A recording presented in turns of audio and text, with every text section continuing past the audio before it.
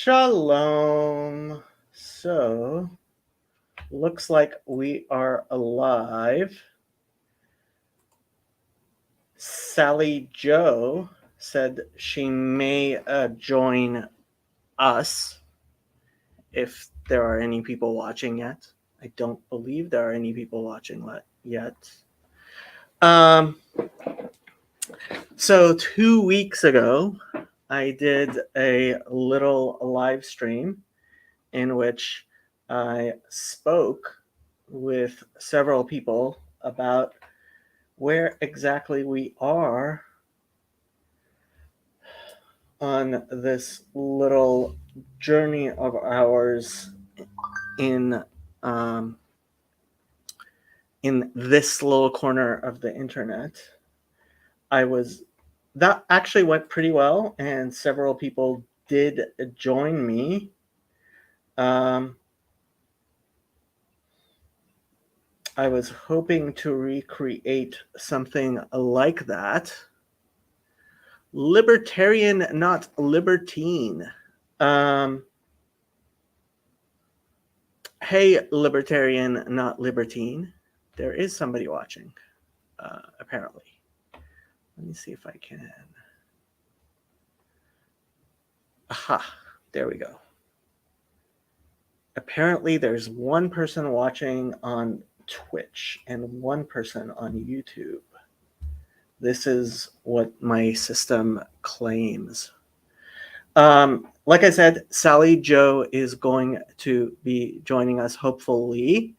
Anybody who knows me, please, and would like to be on the stream, please go ahead and DM me in one of the many ways you know how to DM me.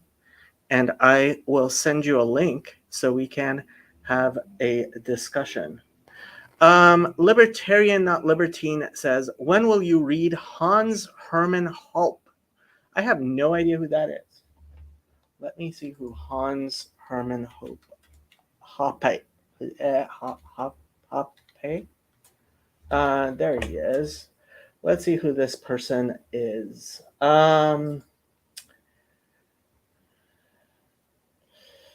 According to Wikipedia, and we all know that everything we read on Wikipedia is absolutely correct. Well, you could fix that by coming on Discord. Also, I mean, my handle is the same on basically everything, so I'm not hard to find. You can actually find my cell phone number just by Googling me. Senior fellow of the Ludwig von Mises Institute. He is an anarcho-capitalist political theorist. Yeah, anarcho-capitalism is silly, as is the Austrian school, and the von Mises Institute. While I'm glad that they exist, and if they didn't exist, I think something like them should in fact be created. They're pretty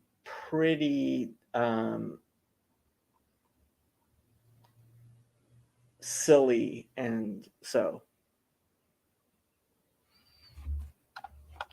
my Discord link is freely available.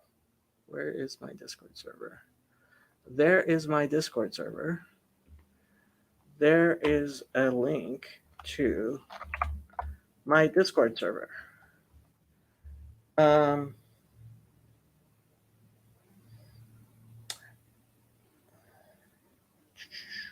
we go.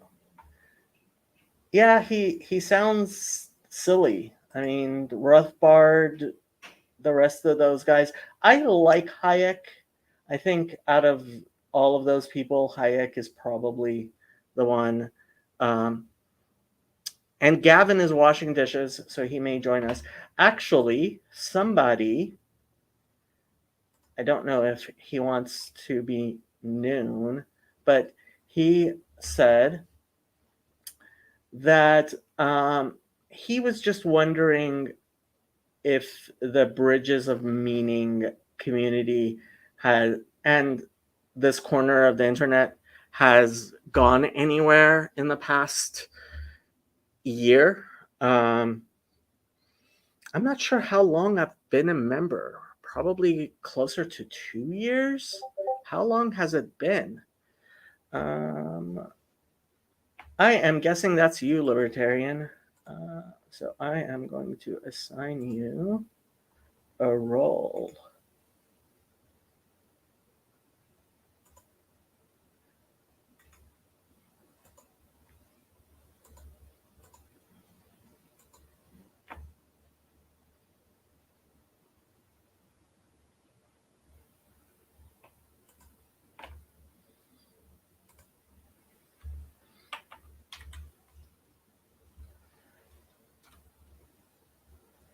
Okay, you can use that link. Ooh, Sally's here. Sally!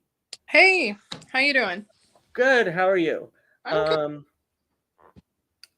So, Gavin says, Jacob created a Discord in the last year. People have joined the conversation. Honestly, I mean, part of the problem has been the fact that we have been living under COVID lockdown, which obviously makes it difficult for us to difficult for us to get together in real life. And I think real things ultimately have to happen in real life. In June in Chicago, there is going to be that event, which I am going to, and I am actually driving out there, and I will be visiting people along the way. So if you live somewhere between Chicago and Los Angeles, and you would like to meet up with me, let me know. But yeah, I don't know if we're actually accomplishing things. And I was thinking that I blame Calvinism for that partially. I don't think there's really a desire to actually accomplish things and get things done. What are your comments, Sally? You mean on Paul's part? Not just Paul's part, this whole corner of the internet. I guess big picture that includes even somebody like Joe Rogan. But look, No, I yeah, think there are some people doing things, and like as far as things that Paul will do, they're gonna be more behind the scenes pastory things. Yeah. okay, but for me, for example, in 2024, there's going to be another presidential election. And in my view, if the candidates are, and it's still possible that the candidates will be Joe Biden and Donald Trump, I'm going to call that decadent. And yeah, I realize religion is dollars, and No, I don't mean dollars. and politics is cents. No. But if in 4 years' time we haven't moved beyond, Gavin says now I have to look up decadence. So decadence, it means, well, I mean, most people use it to mean like self-indulging, but I think politics. I forget who it was.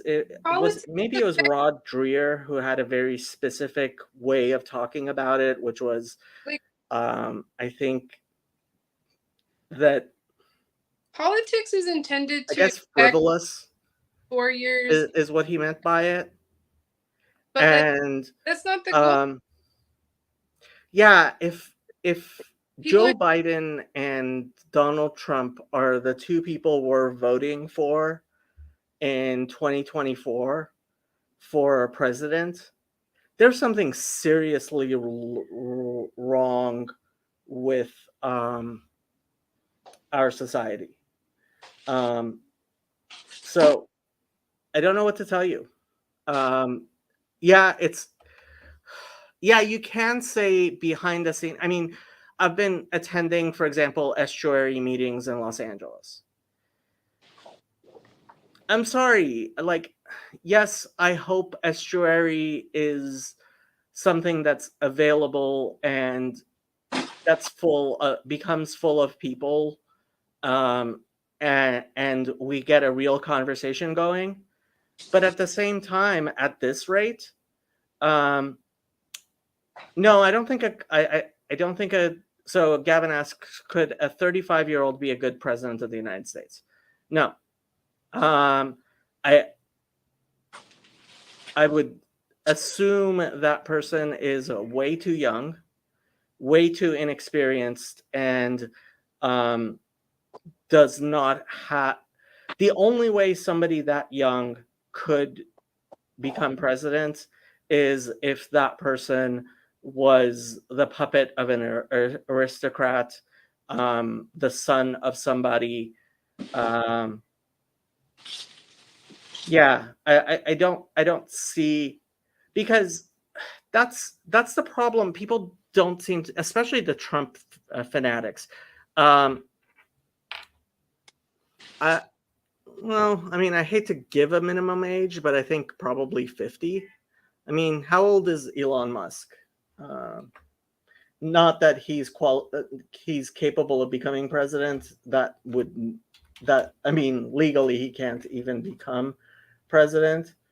Um, yeah, he's 50, and at this point, I think maybe he has enough experience for a self-made person to actually. Um, but and frankly, I wouldn't mind if Elon Musk could become a member of could become president, voting for somebody like him. Um, but I think we need to start setting a maximum age um, of 80. Gavin, I can't imagine you becoming president. Um, yeah, you're just not political enough at all. Um,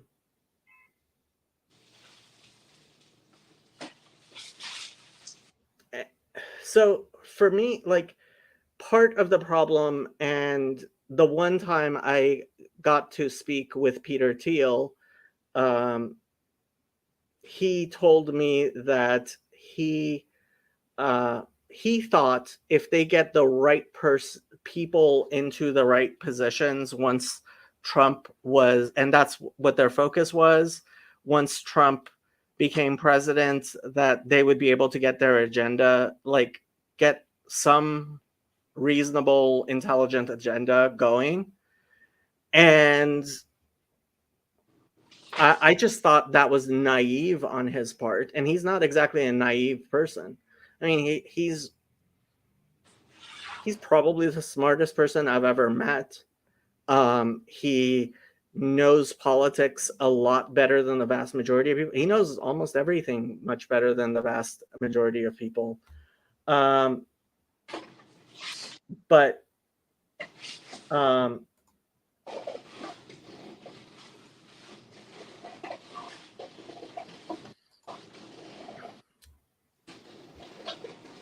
the what's the ideal historical path for the ideal president of the United States?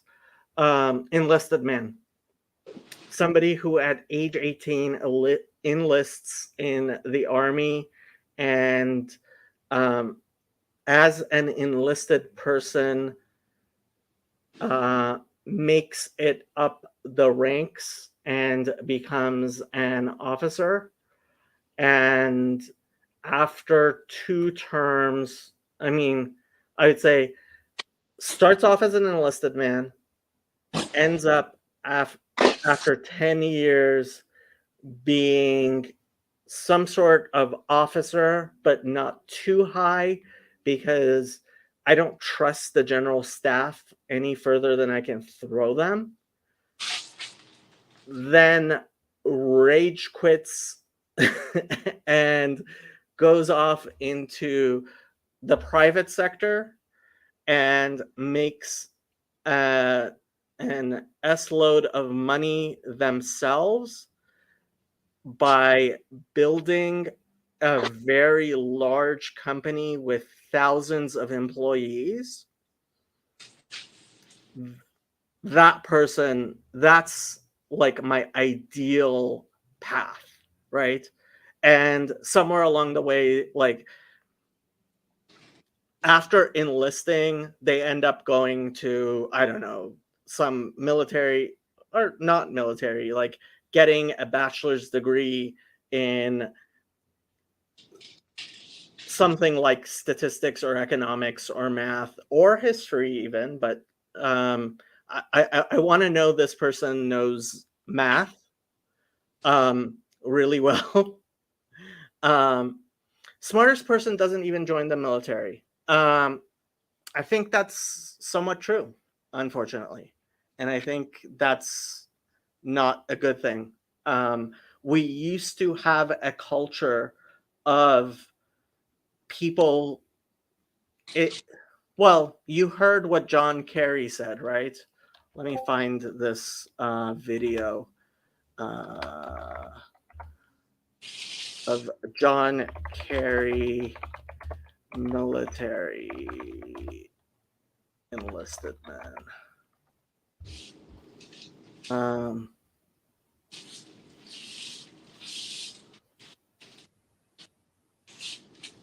He said something. Let me see if I can find this. He said something about John Kerry, stupid people enlist. Um,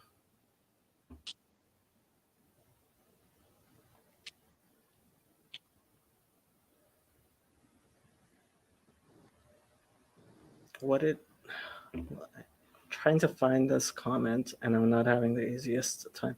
Okay, John Kerry military service controversy.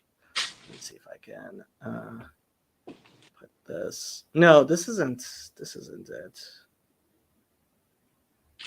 Uh,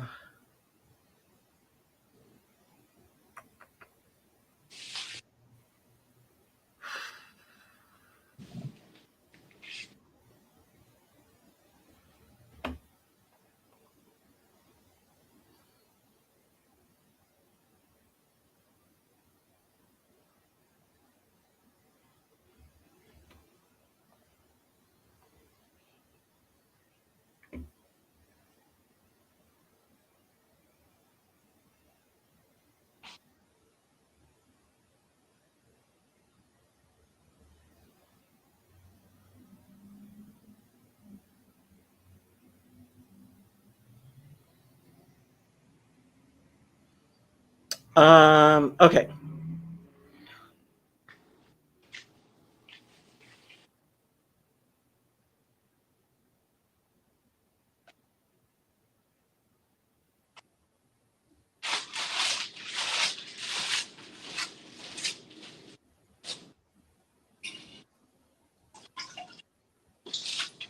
No, I can't seem to find it. I'm pretty sure it was him. He made a comment about how um, you have to be an idiot or something like that to enlist in or maybe it was Obama. And so Yeah, I think that's unfortunate. But if we had a strong civic culture, I think I think we would have somebody. I think we would have smart people. Yeah, we need a servant leader. That that's not so. One of the things that makes me think about a good path towards success is Ramanujan. So if you know who Ramanujan was, he was an absolute mathematical genius from rural India. And he was such a genius that he, even though his parents were basically unable to really help him in any way, he was able to rise in the ranks enough that he ended up rather quickly. In fact, let me just look up Ramanujan. Um, so I know I'm going to say this incorrectly, but Srinavasa Ramanujan. He was born in 1887 uh, in Tamil Nadu, which, you know, here, I can hopefully show this. Share screen. Chrome tab. Okay, so this is the home he was born in Tamil Nadu, which is not a very high birth. So um, he ended up actually all the way um, in England at Cambridge because the British had a good enough system of meritocracy that somebody like him, in the colonies in the late 1800s could progress up to, by 1920 when he died, being um, a fellow of Trinity College, Cambridge, right? And he became one of the youngest fellows of the Royal Society, right? So this is really meritocracy at work, right? He died. He was only 32 when he died, right? So in a very short amount of time, he was picked out of all of the people in the British Empire at the time, which included India, British India, and shipped up all the way to Cambridge. If we could do that, if we would do something like that, no, no, no, he definitely should not have been king. He's not. I mean, he's in no way. I mean, he was a mathematical. So this is another thing. We have to have multiple hierarchies, right? Just because. So, best example of this is Noam Chomsky, right? He made his name in linguistics, and suddenly, I was listening to Douglas Murray um, on Spotify, Joe Rogan, and you know he talked about how Noam Chomsky became some sort of expert on U.S. foreign policy, which he really knows nothing about. And recently, he's been saying all kinds of stupid things, even things so stupid that people recognize it. We have a very unfortunate way of allowing people who are qualified in one thing to speak on issues they're completely unqualified for. And somebody who does that should there needs to be some sort of repercussion for that. Okay, I'm just reminded of the guided missiles and misguided men quote from MLK. I don't know that one. Okay, back to the actual topic. I think we went way off topic. The topic is, where are we going? What are we doing? It's nice to have discussions. I think it's important to have discussions in order to forge relationships. Unfortunately, I don't actually see. I don't see people. I don't see real, solid forward motion, right? And yeah, I mean, it's nice to talk about things being, bubbling up, and yeah, I mean, we have formed friendships, and we have this little corner of the internet, sure, but okay, where is that going to take us? What are we doing? What are we accomplishing? That's solid and real. And I think, I mean, that we can do many different barometers. It doesn't have to be the stupid candidates for president. It can be just having somebody we consider an actual intellectual, anybody. For example, I would be fine if Glenn Greenwald, for example, I would be fine if Barry Weiss, for God's sakes, and I'm not a fan of Barry Weiss. I would be fine if she was as influential as Rachel Maddow. To some extent, I think Tucker Carlson is making forward, is somewhat making progress. I guess the Daily Wire is to some extent making actual progress. I mean, Daily Wire viewership numbers.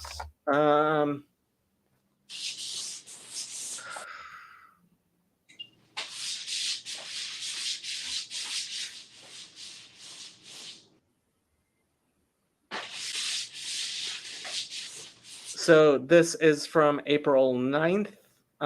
It claims that the Daily Wire has 600,000 subscribers. Okay. The Babylon Bee, I mean, their Twitter account is still locked. Doesn't that mean something? Yeah, their Twitter account is still locked.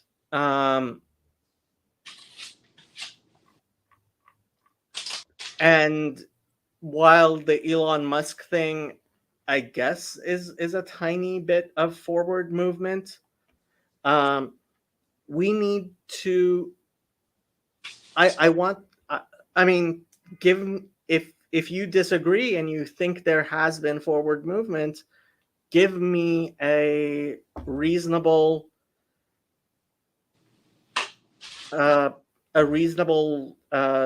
measure of forward movement. Gavin says, with my Brent Cooper treatment plan, I have no idea who Brent Cooper is. I am practicing loving my enemy. Yeah, that's cute. I'm not a fan. Who is doing that? I think we need to talk about bridging the tribes. No. See, that's the thing. I completely disagree. I think first we need to form a tribe, which we haven't done a very good job of doing. And then we need to go to war. And I'm not talking about war in the same way as, for example, certainly not necessarily kinetic. I don't think violence helps anything 99.9% of the time. I'm not going to say that it never helps anything. Let me see if I can find this on Twitter.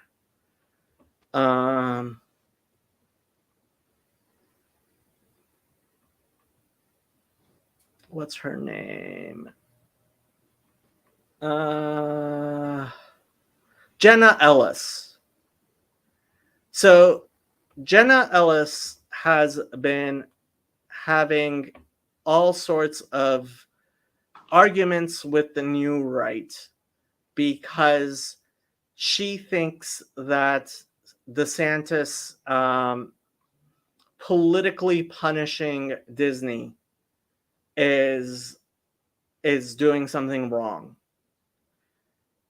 And I think Jenna Ellis and David French have no clue what they're up against. They just don't understand.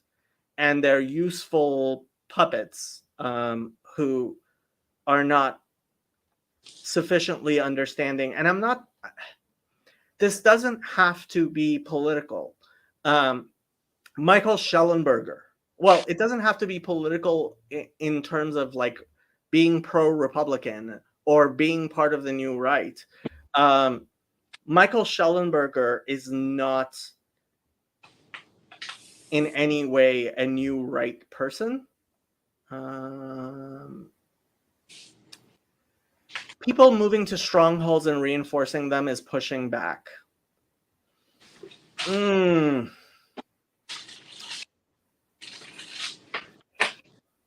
I guess maybe a little. Libertarian says, why don't we have a discussion on this matter? We are having a discussion on this matter. Gavin says, how do you choose to exclude? What do we agree about? Good. Well, let's agree about there is such a thing as right and wrong answers to questions. So my, and I keep on forgetting how to say this in English. I guess you call it a shibboleth.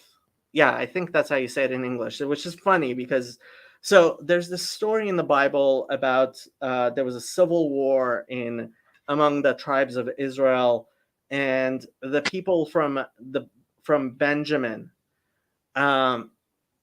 they would say shibboleth differently than everybody else. And in Hebrew, I mean, the shin, the bet, the tough, right? So there's many ways you can say shibboleth or shibboleth, which is the Hebrew, or shibboleth, or anyway. So that was used. People were told, nobody's joining me. Well, some people are commenting, but nobody's talking other than me. I'm trying to talk, but I sent you a link. You didn't join. Oops, that was the wrong link. I'm sorry, I sent you the wrong link. That's why. I did not notice I sent you the wrong link. I did send you the wrong link. No, that's also the wrong link. Let me get you the correct link.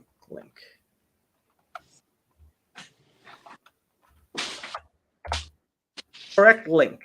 Okay. So you can join me if you like, and if you don't say anything stupid, I will I will allow you to continue speaking. So shibboleth, right? So this word was used as a kind of test, right? If you couldn't say it correctly, they would kill you. And I'm not saying we should kill people. Again, I don't think violence saves anything. Helps really,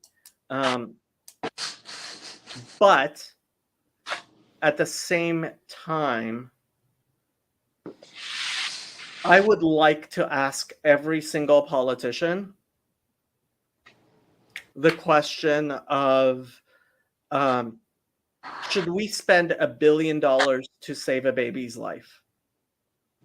And in fact, I would like to ask every voter that question. And if the person's answer is not immediately no, that person should be excluded from the conversation that we are having. Because if you don't understand, if you are so innumerate and idiotic as to not understand that the cost of $1 billion is too much to pay as a society for one baby, and please don't give me the libertarian BS of well, if it's your money and if people want to spend their money, if you are a billionaire and it's your child and you want to spend that money, gesundheit hate. But that's about the only place where I think such a thing should be allowed, because that's a huge waste of money. That's this. I mean, that's a dysfunctional point of society. We could spend that $1 billion saving literally millions of $1,000 per quality adjusted life year is actually, is very easy to buy. You can buy a quality adjusted life year for $1,000, no problem. But people don't even know what a quality adjusted life year is, and we can't discuss quality adjusted life years in public because our public discussion is just that dumb. So Michael Schellenberg, he understands quality adjusted life years. He was very much on the left, and to some extent still is.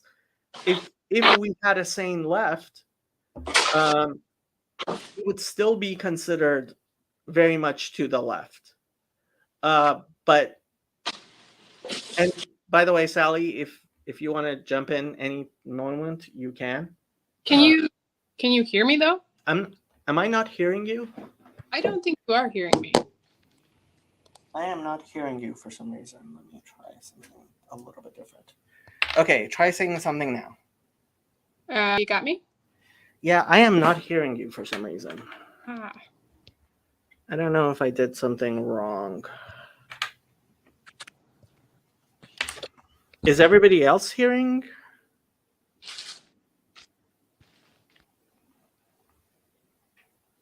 Yeah, my speaker's not working.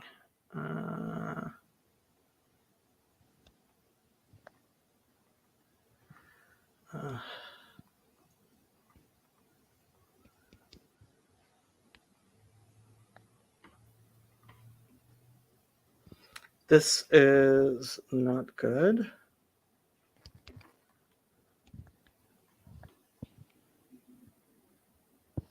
I'm going to try something, and hopefully this won't destroy the thing.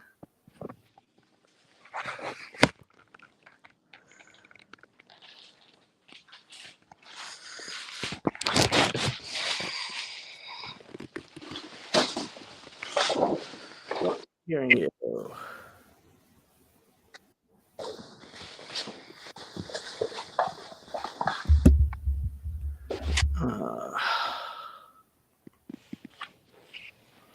I hate technical problems.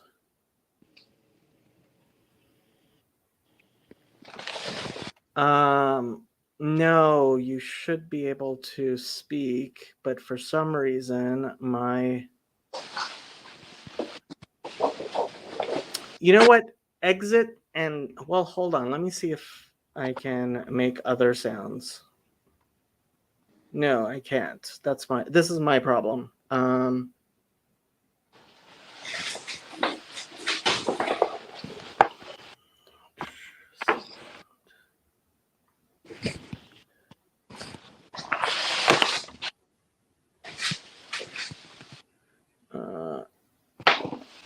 I apologize for the technical issues, people.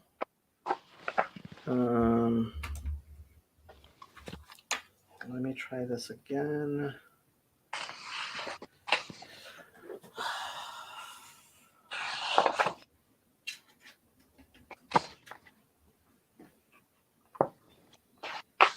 Okay. Now try speaking. How's it doing? I can hear you. Yay. Okay. I didn't know what your settings were, so I just was kind of figuring it out. Well, Libertarian just joined us.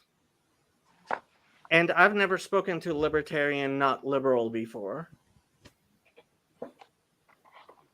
Hello, Libertarian, not liberal.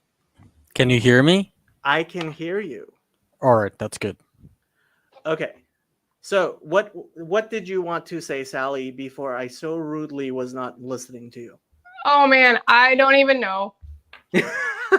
Well, one thing you did kind of say, you said people moving to strongholds and reinforcing them is pushing back.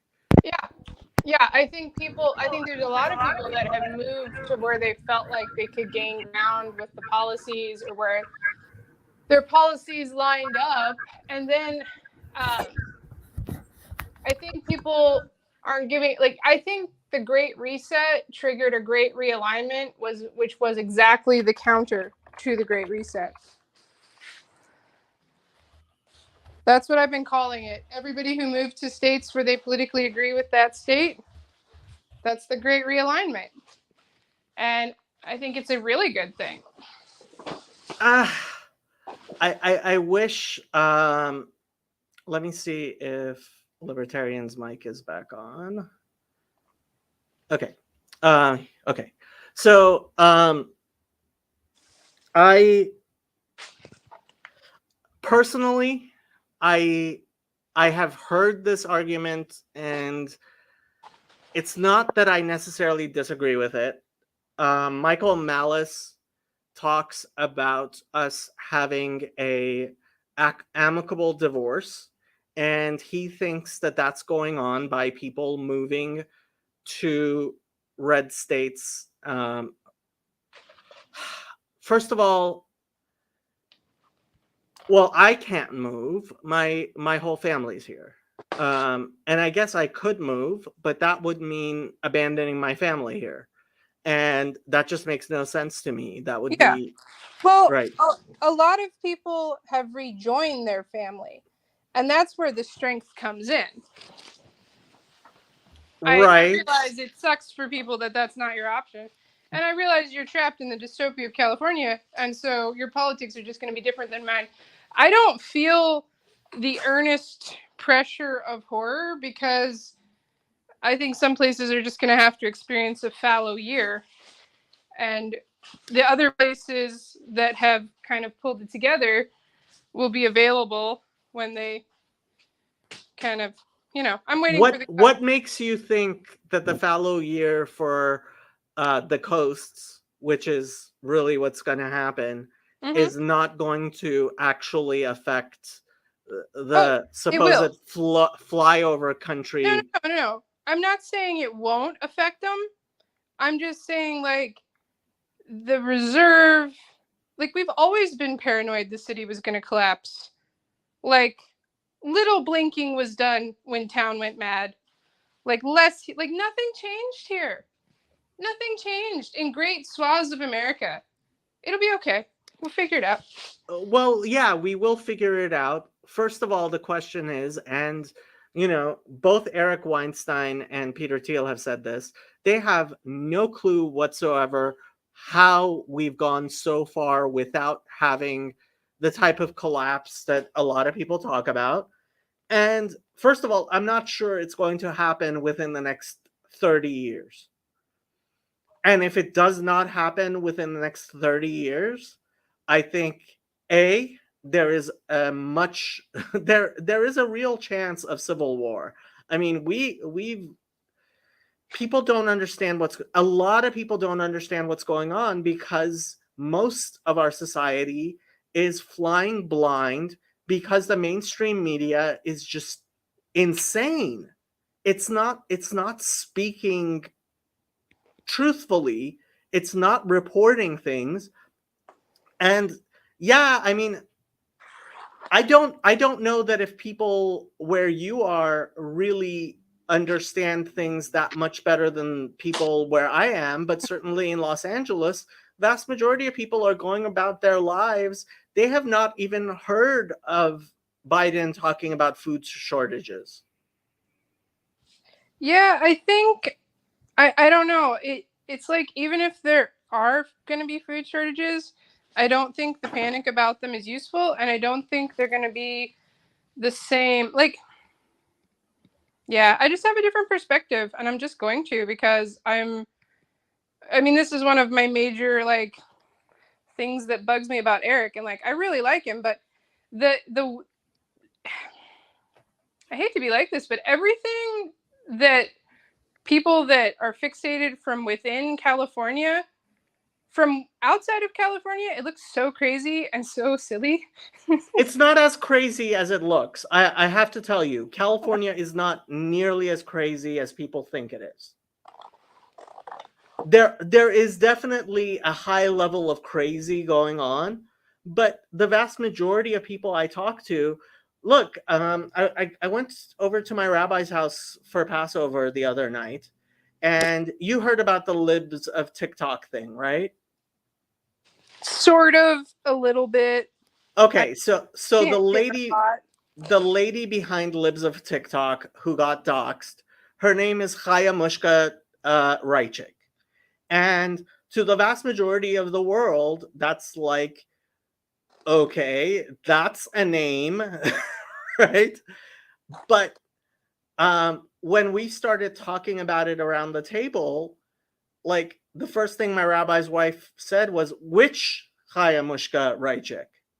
Which was my response, because there are at least 5 of them in Los Angeles. And there's probably 20 of them that live in Brooklyn. And the person who wrote the article, Taylor Lorenz, had to post an Instagram account that belonged to a different Chaya Mushka Reichik, who was getting all kinds of hate, saying this isn't her. And then there were people who actually thought, no, that is the one, right? So the reason I bring all this up is Twitter is not real life in Los Angeles any more than it is real life in wherever you are, right? In supposed flyover country. Like, when I started talking to people about, nobody had heard about this. Nobody knew who Libs of TikTok was. I assumed that at least the rabbi and his wife had heard of this whole thing. They hadn't. They don't care. They have 7 children, and they have the synagogue to run and hundreds of students, and the students are, vast majority of them are going to class, and they don't give a flying F about Libs of TikTok, right? So apparently, Kyle Kashov goes to school in Los Angeles, and nobody on college campus knows who he is. Like, nobody recognizes him. Nobody knows who he is. he walks around Los Angeles completely unmolested because nobody knows who he is. Whereas he's kind of famous in our corner of the internet, and you would expect that he would be like persona non grata in Los Angeles, but he's not. Do you even know who I'm talking about? I don't have a clue. He was one of the students at Marjorie Stoneman, and when all the students came out for gun policy, like against the NRA and talking for gun control, he was conservative, and he kind of made a name for himself as the pro NRA against gun control student from Marjorie Stoneman Douglas, I guess the name is, high school where the shooting was. So like vast majority of people in Los Angeles have no idea this stuff is going on. No clue. And I think one day they're going to wake up if we do end up having food shortages, which I'm not completely convinced we will. I wouldn't be surprised if it happened, but the problem is we don't have sense-making mechanisms. We don't know what's going to happen, and our universities are completely failing. Our media is completely failing, and the whole country is running around blind. So if we had a war and nobody noticed, would it matter? Okay, so this is the problem. Just because people don't notice doesn't mean they don't notice. People may not know why things are happening. But that wasn't what I asked. I asked if nobody actually noticed. No. Okay, look, if somebody robs your house, right, and you think it was a raccoon, and it was actually a person, right? This analogy I'm tracking, sure. Right? So everybody around here thinks all the crazy shit that's happening is either the raccoons, or a lot of them think it's the Republicans. That's so weird. California's so weird. It's so weird. It's like, you know what, like, other than just like being like, man, they're over there and they're crazy, you know what Republicans don't think about is just like messing with California people. We're at freaking time. Like, Libertarian, go ahead and chime in whenever you want to. Oops, I'm sorry. Yeah, okay, go. Yeah. You're speaking about the Marjorie Stoneman Douglas shooter and the person that you mentioned. Nobody cares about that person anymore. Kyle Kashuv, yeah. Yeah, it's because it's not popular. It's not a hot button issue. There's so many things that has happened since that it doesn't matter. If that thing happened yesterday, he would definitely be target number one. Okay, but why is it that people are actually going along with this crazy 24-hour news cycle? It's like nothing matters. Who remembers who Ray Epps was? I remember who Ray Epps is. Nobody remembers who Ray Epps is? Like, yeah, I remember. Are we all demented amnesiacs like our president? No, that's not the point. The point is because you have this group of people, which is this large swath of voter population, who is told to jump from point A to point B on issues. So today it's coronavirus lockdown. Tomorrow it's coronavirus vaccination mandates. Then it's the Russian invasion in Ukraine. Tomorrow it's X. Tomorrow, then the next day will be Y. You know, you can kind of track that they're just, I call them regime thugs. They're just regime thugs who will just follow that path. So if they were told to care about that issue that you initially mentioned, the Kyle Kashuv issue, then they would. But right now they don't, because it's like something 5 years ago and they don't need to care about it anymore. and that isn't going to completely wreck our society. But what are you the I think you are asking the wrong question, but you have the right answer. What's the question and what's my answer? Your answer, you're obviously answering the fact that this is bad, right? That's your answer. But the question, This is bad, yeah. yeah, that's your answer. You have the understanding of you've come to the understanding that this is something bad. These large swaths of Western population who just will jump from point A to point B as whatever the regime media tells them. But the question shouldn't be what you're asking. The question should be, how do you control these people? They obviously want to be controlled. You're not good. Like, we can have an ideal, in an ideal world, we could say, in an ideal world, I wish they read they read the Constitution, and they read Alexis de Tocqueville, and they read about the French Revolution, and they read Hans Hermann Hoppe, and they understood all of this, and that they embraced liberty and freedom, and then they came to my conclusion. That's not going to happen. Libertarian, can I ask you to turn on your camera, please? No, I am not turning on my camera. There's way too much at stake here. Okay, see, this is part of the problem. This is the hugest part of the problem. Like, I understand why Sally Joe's not turning on her camera right now, which is she doesn't put her kid on camera.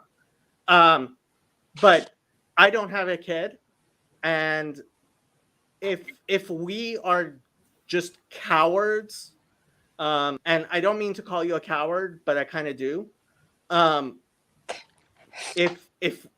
If we don't care enough to actually be willing to say, yeah, it's funny. I was talking to somebody about, nonverbal communication, and the ridiculous idea that every time you kiss a girl, you should ask her, "May I kiss you?" And it's like, that's ridiculous. It's like, no, you can't live a life like that. Yeah, of course you can't live a life like that. But his answer was, well, what if she doesn't feel comfortable saying no? Then And stopping you. And so, it's like, so if you are such a person who is worried about that, don't participate in kissing. Just withdraw. Because okay, so you're afraid of your political views being attached to your face. Why are you participating? Because I'm just here to have a conversation, and my political views are just political views of hundreds and thousands of other people who has taken it upon themselves to be public. Well, I am not. But we shouldn't. I mean, I'm not opposed to people and I'm not opposed to people being able to anonymously talk about things, but at the same time, I'm not going to pay serious attention to somebody who's anonymous. I have no idea who you are.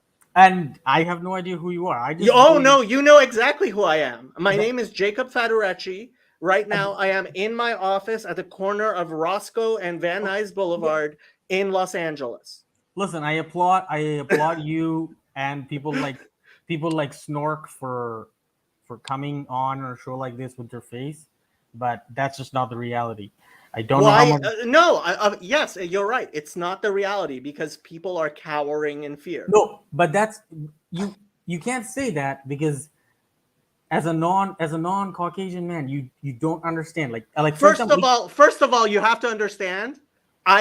As far as they're concerned, I'm Caucasian. Oh, you don't have to convince me on that. You're not. That's I get called a white man all the time, and a white supremacist and a Nazi. Yes, I so on and so forth. But the whole thing, like the only reason I'm here is because I found you through Snorkel, okay. And as a person like Snorkel, the only reason he can come live is because he doesn't live in an area where they're going to come to door, knocking on his door, asking him why his views are that way. If you live, I live in an area where they can. I have had messages sent to my business Facebook. Nobody's shown up here, but if they do, I am prepared for it. But and but I living no. See, this is the problem. This is the yeah, but I problem. don't You're want. living in fear. Of course, I'm living in fear. Why all, would I not? all of you should move. Just put what you can put into a backpack. Start walking in a direction away from the insanity. Okay, Come but join us. Fight this madness where you don't have to live in terror. It's so yeah, sad. but what's the point of moving? Where would like as I'm not a pessimistic person, but where would I move? Where would I go? Where Anywhere where there's no income tax, dude. Anywhere where there's no income tax would be better. yeah, but like you could live in the reddest of the reddest county, and you have to leave sometime. Like you can't live inside that zone for your life. Like you have to go do grocery shopping, or maybe you have to I go don't somewhere. know. I'm pretty happy to be back. I think I'm gonna stay. I've No, tried no, other places. I'm No, not. They seem no. crazy. See, okay. I think you are gripped by a ridiculous fear, libertarian. You are. It's not a real fear. Nothing's Okay, going to happen to you. okay. First, Nothing's happened to me. first of all, my fear is not unfounded because things have already happened. Therefore, Your fear has been instilled onto you by terrorists, and and you are giving into them. that's the whole point of living in an occupation regime. Like when you live under No, no, but you don't live there. You just think you do. no, uh, if you don't treat this as a hostile occupation where you live under a regime that hates you, you're free to do so. I just won't allow them easy access to me. That's what I'm saying.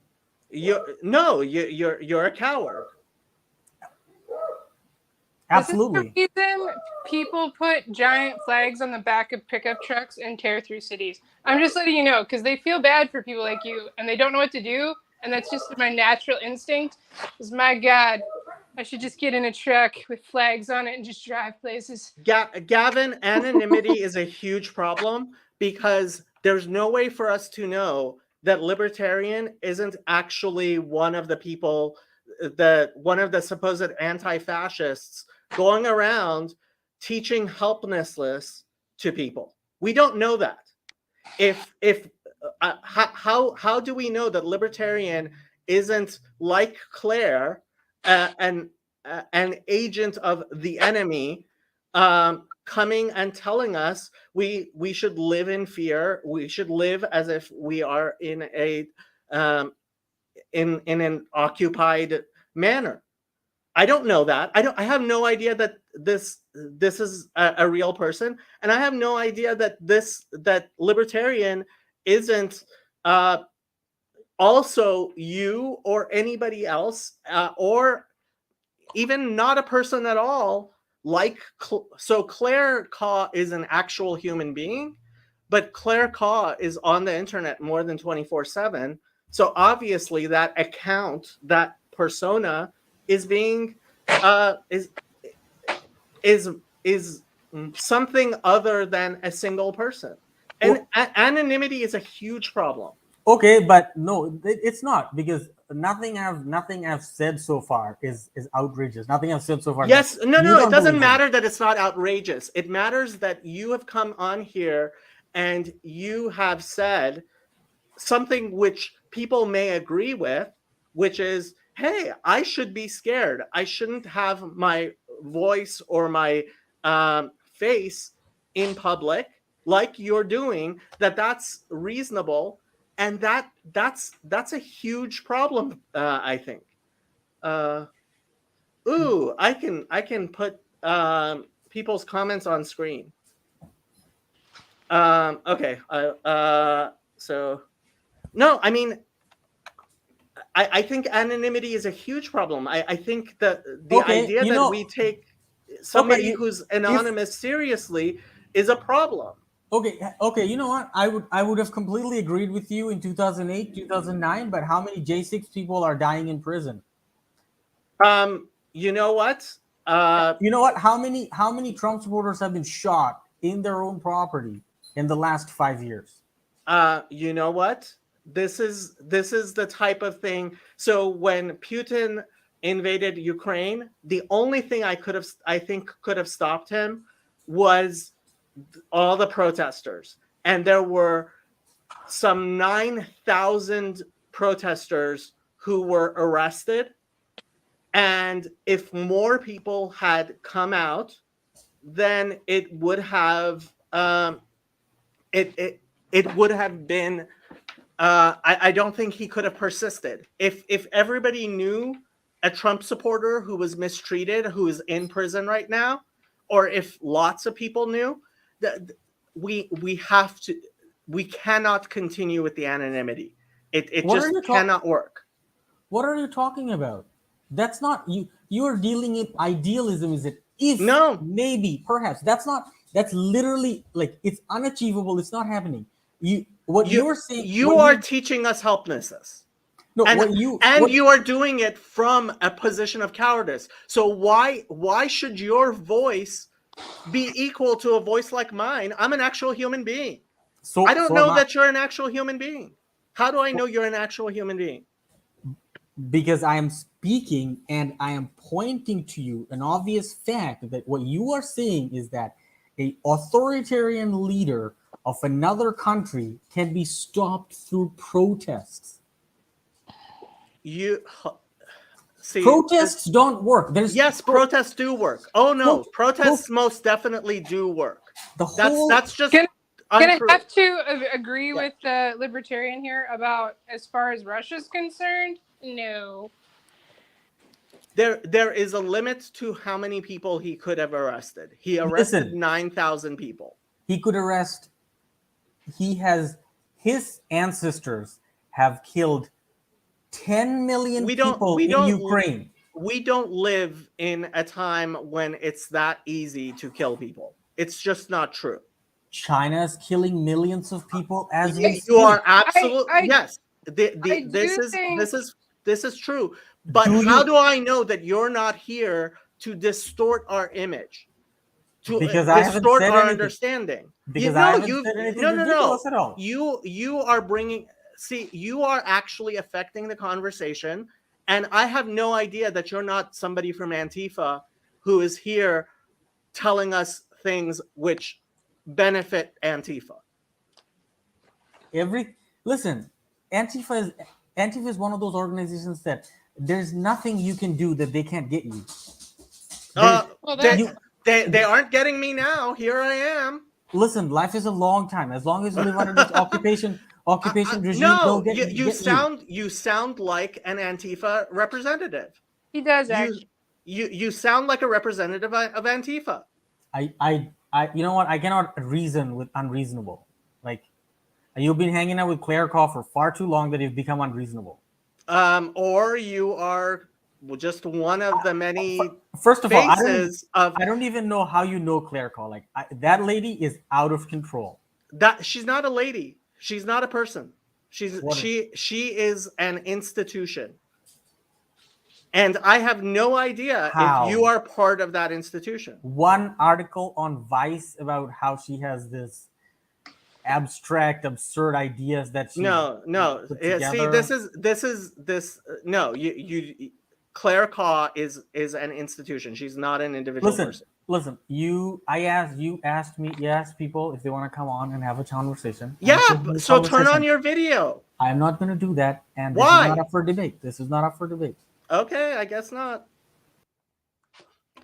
I mean, again, why anonymity is a huge problem. I don't see how this person can be considered a valid voice that we should listen to. Am I wrong, Sally? I don't know. It's very complicated because there was a time in my life when I didn't participate with anything online for very, very justifiable reasons, or so I thought. And so I have to be tempered because I spent a lot of my life where if I had any interactions online, it would not have been able to be personal. And the cost of me doing it now has yet to be paid, and I don't know what it will be. So I have some empathy for it. I don't know why you would want to come onto a live stream about scary politics if you weren't ready. And he had the option to just text you, and he didn't take that. So But well, I I mean, now he's saying that I'm not interested in dialogue, and it's like I'm not interested in dialogue with cowards. well, it could be that it might be good for you to forefront that just to be on the safe side. I'm not saying that you did anything wrong. I'm just saying it might be good to set that expectation in the future, just so people Yeah, know I where. mean, yeah, no, but yeah, I mean, honestly, I have my very serious, um, I have very serious suspicions that libertarian is actually just another part of Claire Cause organization. Ah. It seems to me, that libertarian is part of Claire Cause organization, and you'll notice Claire doesn't come on video either. No, I don't know who those people are, and so I was trying to just let it play out a little bit. Mm. And I definitely think there's a time and place where it is nice that there's anonymity. Like, I massively appreciate that some people can have anonymity in the discords, especially initially, because sometimes you got to just suss out where you are and learn people before you have to like fully commit to them like knowing you. So I completely, part of the reason we're having this as a live stream is I know a lot more people are going to listen to this than would be willing to actually have this discussion Right. with me, right? The one from 2 weeks ago has 44 watch hours and it was like 3 hours long. So that means 11 people watched the whole thing at least, right? Um, and that's in addition to the people who were part of the discussion. That's a decent number of people. But yeah, there's only one person watching now, but people Well, watch throughout the week. some people's roles will not be public. Like, Right. Yeah. that's just going But that way. should we allow people who are not willing to publicly say who they are? Should we allow them to have a voice? I don't think so. Well, I don't. There's a cultural difference between you and me on like I don't think it's an allowance thing per se. Now, should you let them on your personal podcast? Perhaps not, but if that's going to be like that, perhaps you should really forefront it. But otherwise, I see that you've done nothing like wrong there. But I got a little lost, but I didn't know the background. I knew I didn't know the background, so I just kind of let it play out. Yeah. Yeah. No, I mean, honestly, for me, it's I've become more and more um, a, a critic of. Um, so he says people have the right to anonymity. Yeah, they do, and I'm still actually allowing him more of a voice than possibly I should have. But um, if you want to be anonymous, I think we have, if we are going to secure our cognition, if we are going to have serious, sensible conversations, right? I think it's a huge problem that people on our side are all so cowardly. Well, It see, I don't have that problem because my immediate circle is not, because when they found things insufferable, like we up and left the insufferability, or we just never were partaking in the insufferable groups. Like, so it's different for me. Like,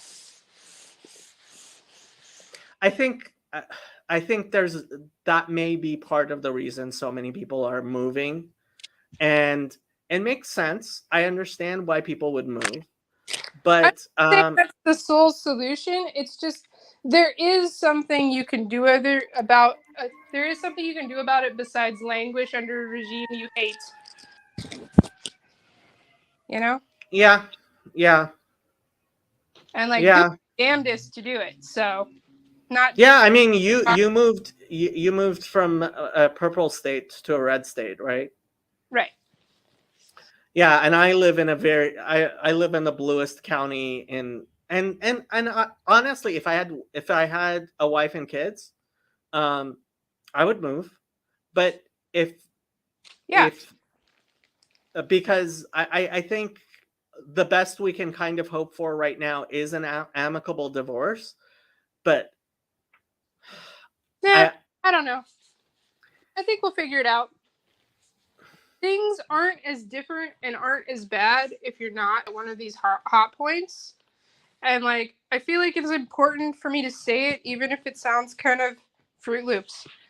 Like, it's not as bad everywhere. There's lots of places where little to nothing has changed that are in Los Angeles. Little to nothing has changed. Yeah. Most people I talk to would think I'm crazy if I talk to them about this stuff. Yeah.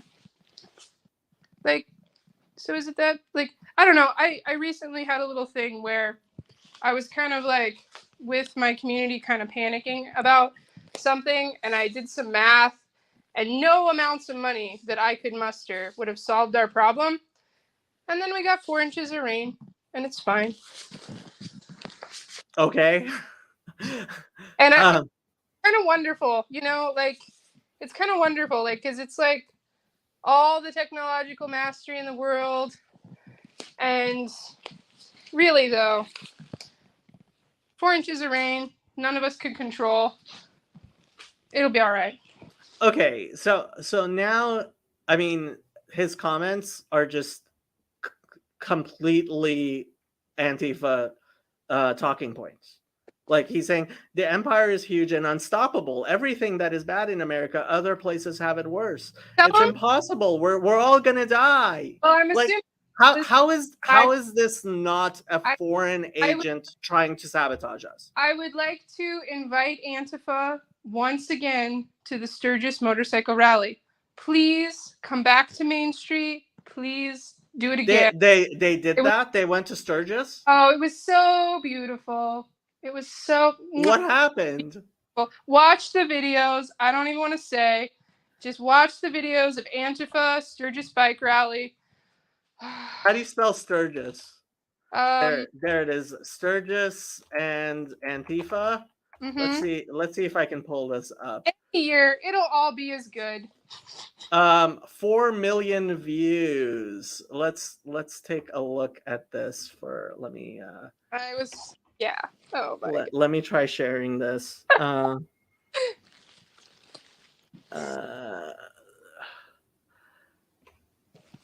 What I don't like is.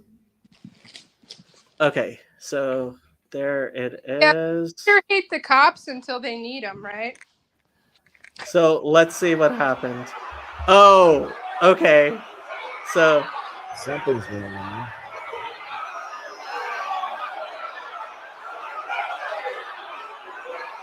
I am going to turn off the voice and play this at double time. If anybody wants to see the video themselves, it's at Sturgis 2020 protesters 80th annual motorcycle rally, and yeah, I guess the protesters are. What's insane, right, is Sturgis is our most diverse.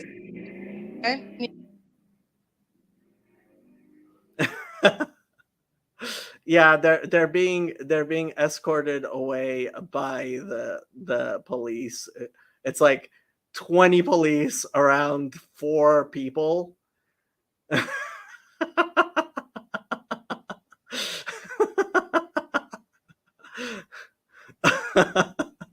Okay, yeah, this is beautiful.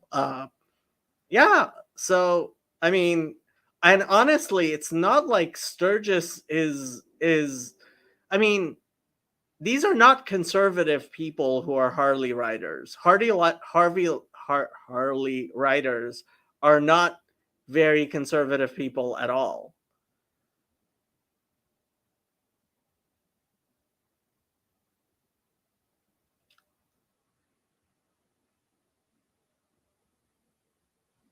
Like these are not people who go to church every Sunday and decide to, like, and if you punch them, they will turn the other cheek. Okay, so that was the video. Thank you for pointing that out. Oops, she had to go. Okay. So that was Sturgis. Yeah, honestly, it seems to me that we're looking at the enemy infiltrating us through anonymity. And even Elon Musk has been talking about the need to get rid of anonymity on Twitter.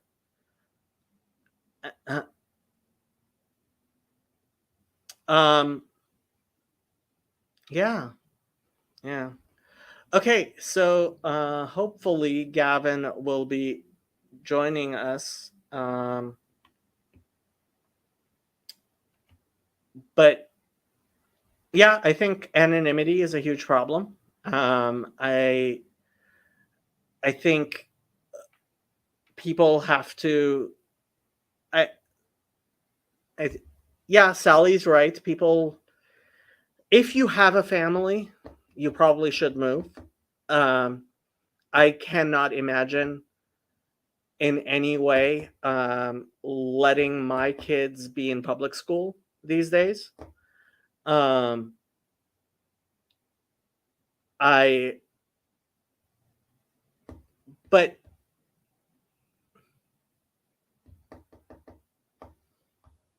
yeah.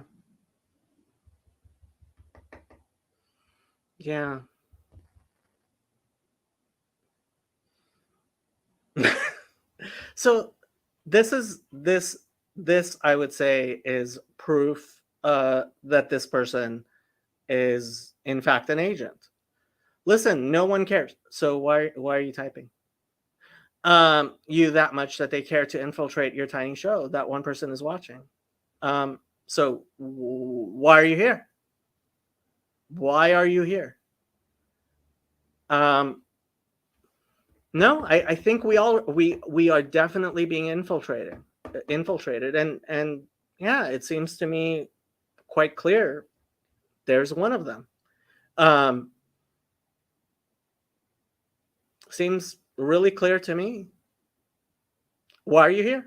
Why are you still commenting? And if we don't secure our cognition, we are going to continue to fail.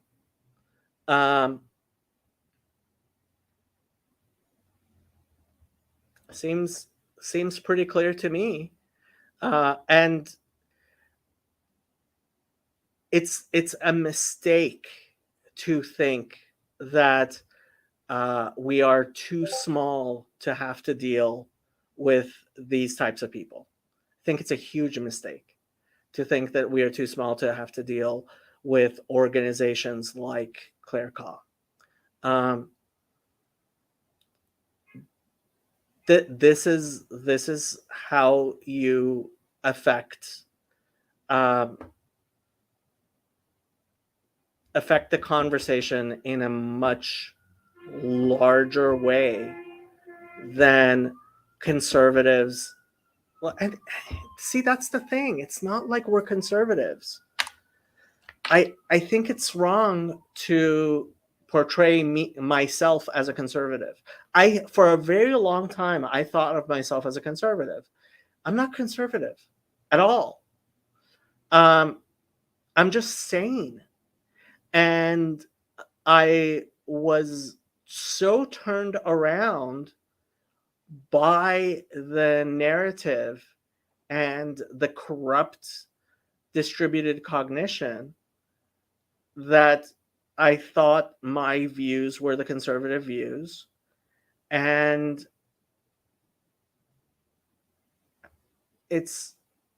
that's the scary part. That's really the scary part.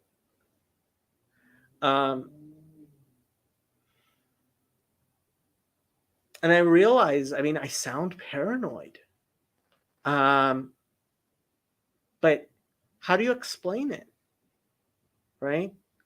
How do you explain that these people, I mean, if Claire Kaw didn't show up when I started talking about her, right? And then when I think I kind of ripped the mask off her, like, okay, go away, right? And And by the way, apparently she's been having live streams and stuff about me, which I don't have the time to watch. Fortunately or unfortunately. Then this person shows up, and this person is supposedly somebody on the right, von Mises type, right? But the information that is being pushed is at the same time the story that keeps the learned helplessness on our side active. And that's a huge problem. And I don't know. I don't know what to do about it. But if nobody shows up in the next half an hour, I am going to stop at 6 o'clock. If you would like to participate, you can do so on the chat on my Discord server.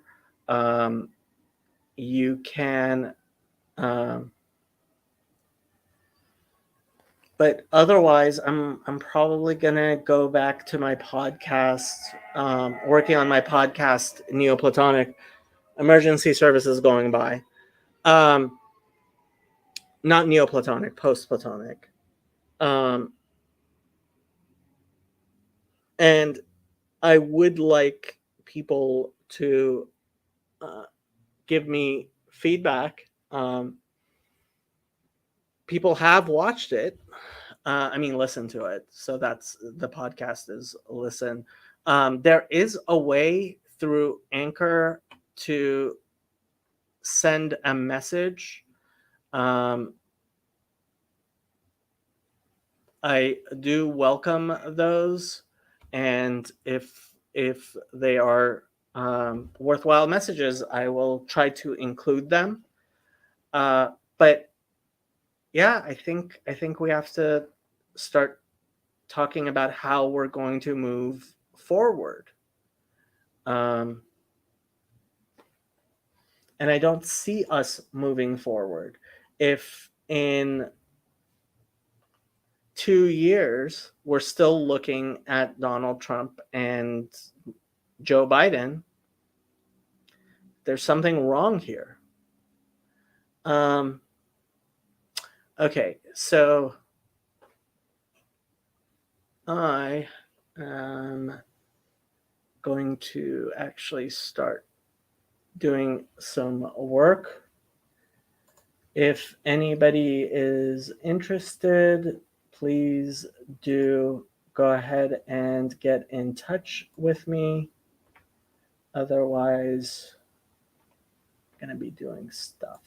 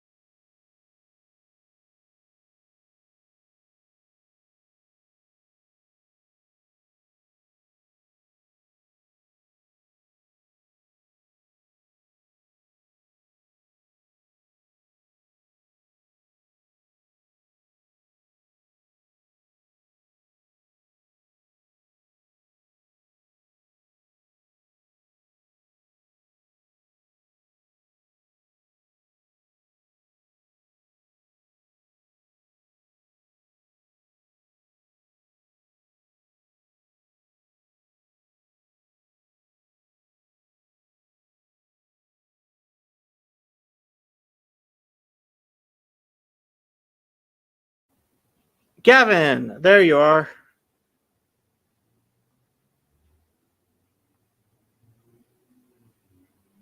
You have muted your mic, Gavin, so I cannot hear you. I'm in the show, but I can't hear anything. There you go. Now I can hear you.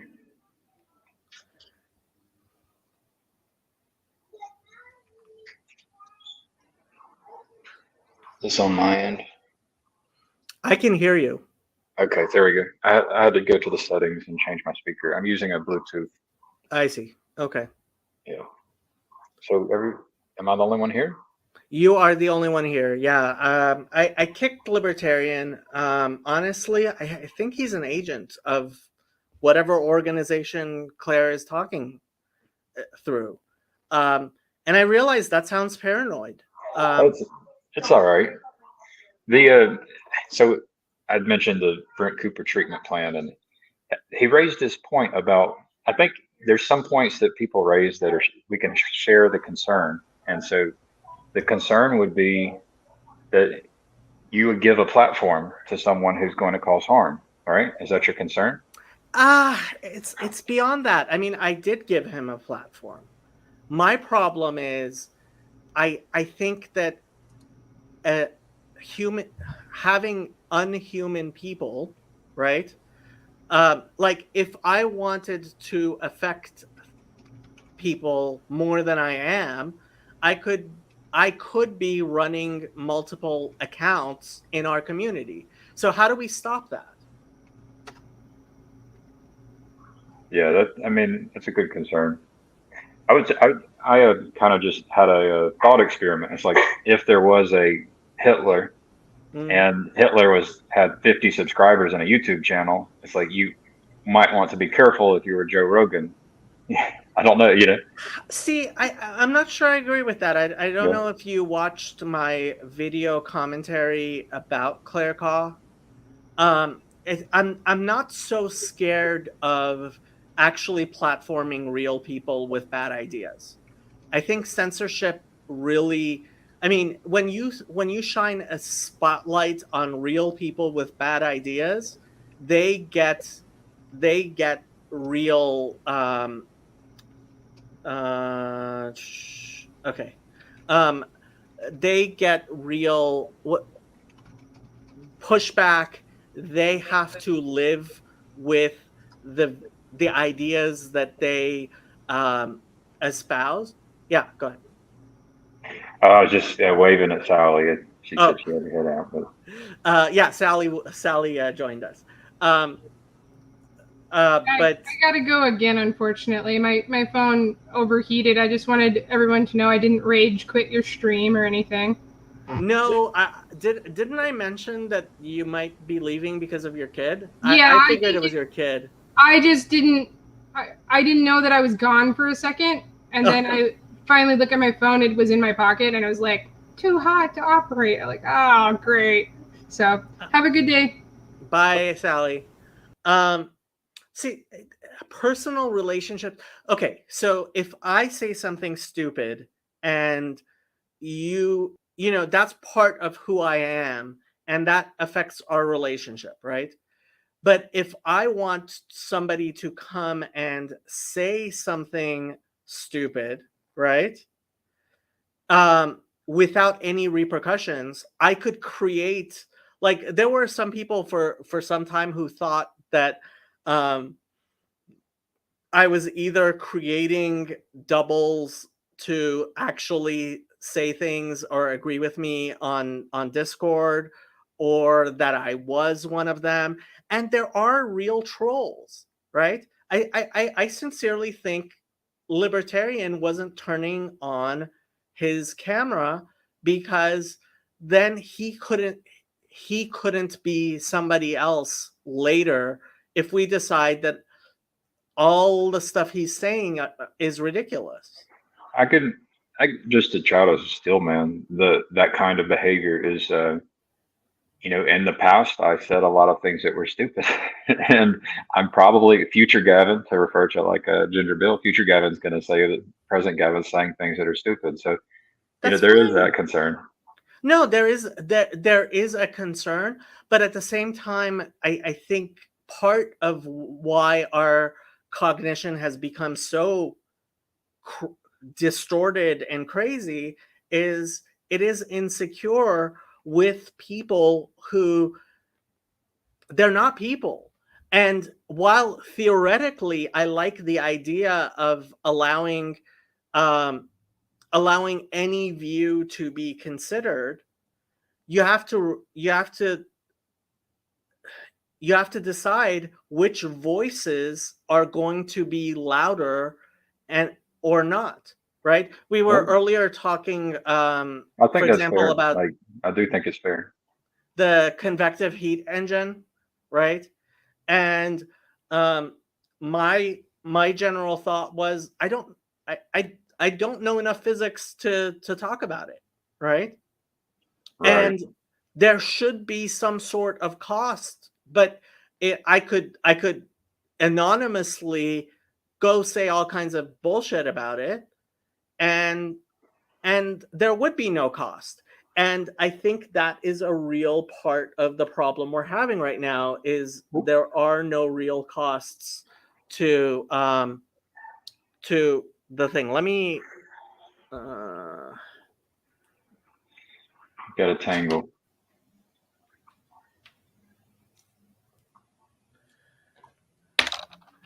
this is a really high-tech show, people. Yeah. So there, I can't hear you.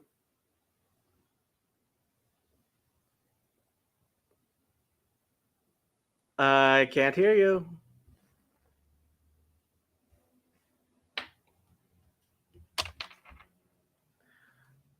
Now try saying something. No, I'm still not hearing you.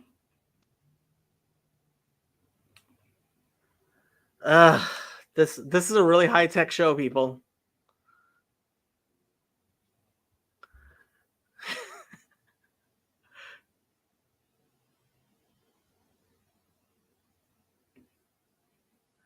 Is it on my side or on your side? It's on my side? Well,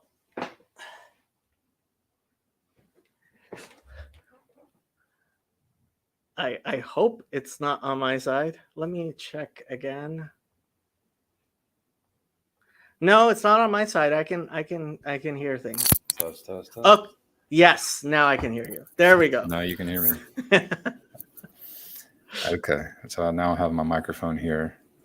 Okay. Really high-tech show, people. All right, I'll just switch. Okay, now I'm using the non-wireless. Okay.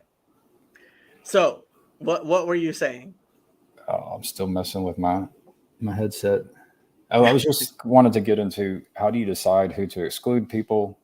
I was also curious, for example, like maybe there's some traditions in like Judaism, whenever someone is, kicked out of a organization, and then how would the community treat the people who are kicked out, and then what are the trade-offs and the risks, with kicking people out of an organization or a tribe or something? Yeah, I'm guessing you didn't actually listen to my videos about the oven of Achnai. That does not ring a bell.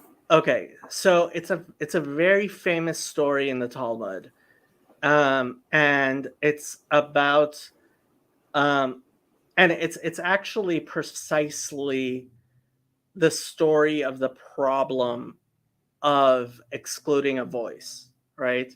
So Rabbi Eliezer was in fact excluded and excommunicated, and he was right. And the whole story is, in a very real sense, about how it was wrong to exclude him. He was right, but it was necessary to exclude him, and the procedures that was around. So I made a whole video because I when I spoke to Chezi, I spoke about it, and I think it's a really important story, because it's really deep in the way that only a story can be, right? And he, like, the Talmud is perfectly clear that he was right. So the story of the ovens of Achnai is that there was a particular type of oven, and there was a disagreement about whether or not this oven is pure or impure, right? And Rabbi Eliezer says it's pure, and all the other not all the other, but like this anonymous group of rabbis, right? The rabbis, and I think there's a purpose, there's a reason why they're anonymous, disagreed with him, right? And he starts doing miracles, right? And to saying, I'm right, like, let this prove it, let that. And finally, like he says, let heaven prove it. And a voice comes from heaven and says, Rabbi Eliezer is right. Okay? Yeah. And they still weren't satisfied. and they get and they burn this oven and and excommunicate Rabbi Eliezer, right? And the story goes on about how these named rabbis, right? So Rabbi Yehuda, Rabbi Akiva, and Rabbi Shimon ben Gamliel are all named as people who are trying to make peace in the middle of here, right? And they're like, yeah, he's right, but that's what the rabbis voted, and we have to go with the majority, right? And there's this whole story, and ultimately, like, because of the poor treatment of Rabbi Eliezer, Rabban Shimon actually dies. Like, the end of the story is Rabban Shimon dies, and then it's a very long story. Spoiler alert. Oh yeah.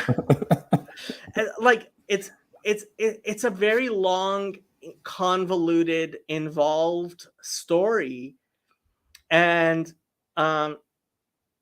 yeah, it's a difficult thing, but part of the moral of the story is ultimately, even if that one person is right, you have to make a decision, right? Yeah. And maybe that one person is right and the other people are all wrong.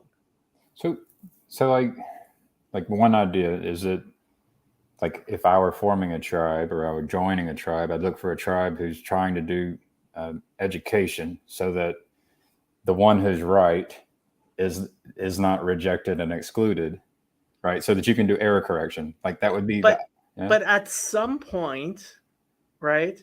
At some point you're going to have to accept a false negative. At some point, because otherwise it's just too much. It's impossible to demand that you always be right. Oh yeah. Well, there are, so there's a process, right? So you had asked about, well, how do we identify people or protect ourselves against, people who create bots and try to manipulate? And like, I think there are processes for protecting against a hazard, and there could also, but one hazard could be that we end up with people who are not willing to do an experiment, right?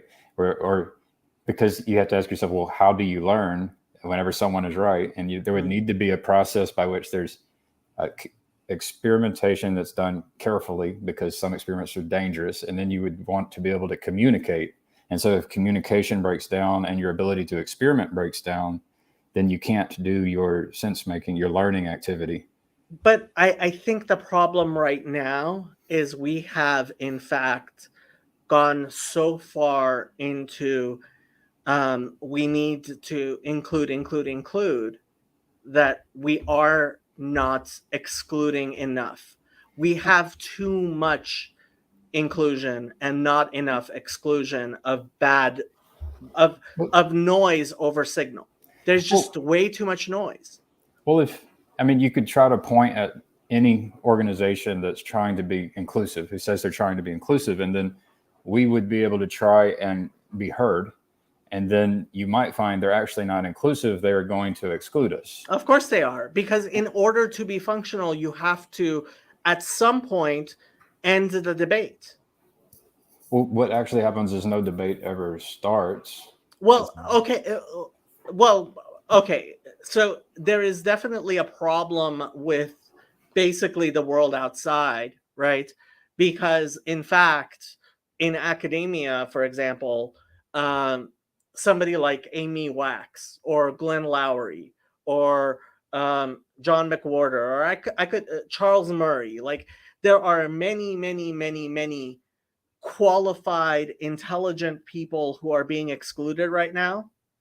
But I think this is part of, so this is my worry, is I think that they have us in such a position where we are misidentifying the problem, and the problem we are identifying is in fact the opposite of the problem, right? So we're like, oh, they're not listening to us.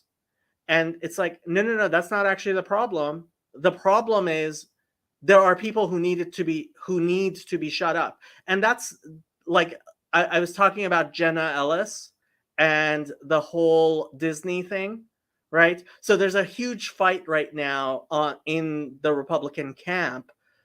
Like, was it the wrong thing to do for DeSantis to punish Disney for their involvement in the political process?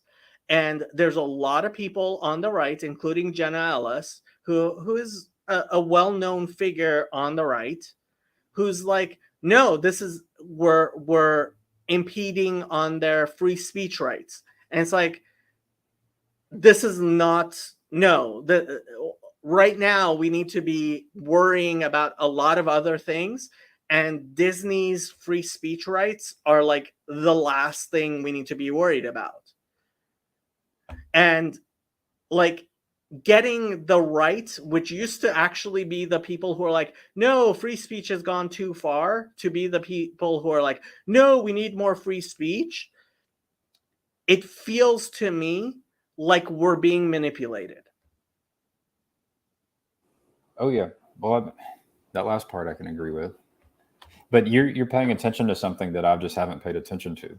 So, like, if you're paying attention, if you're actually paying, like economics, you're paying the attention, and that's how they get you.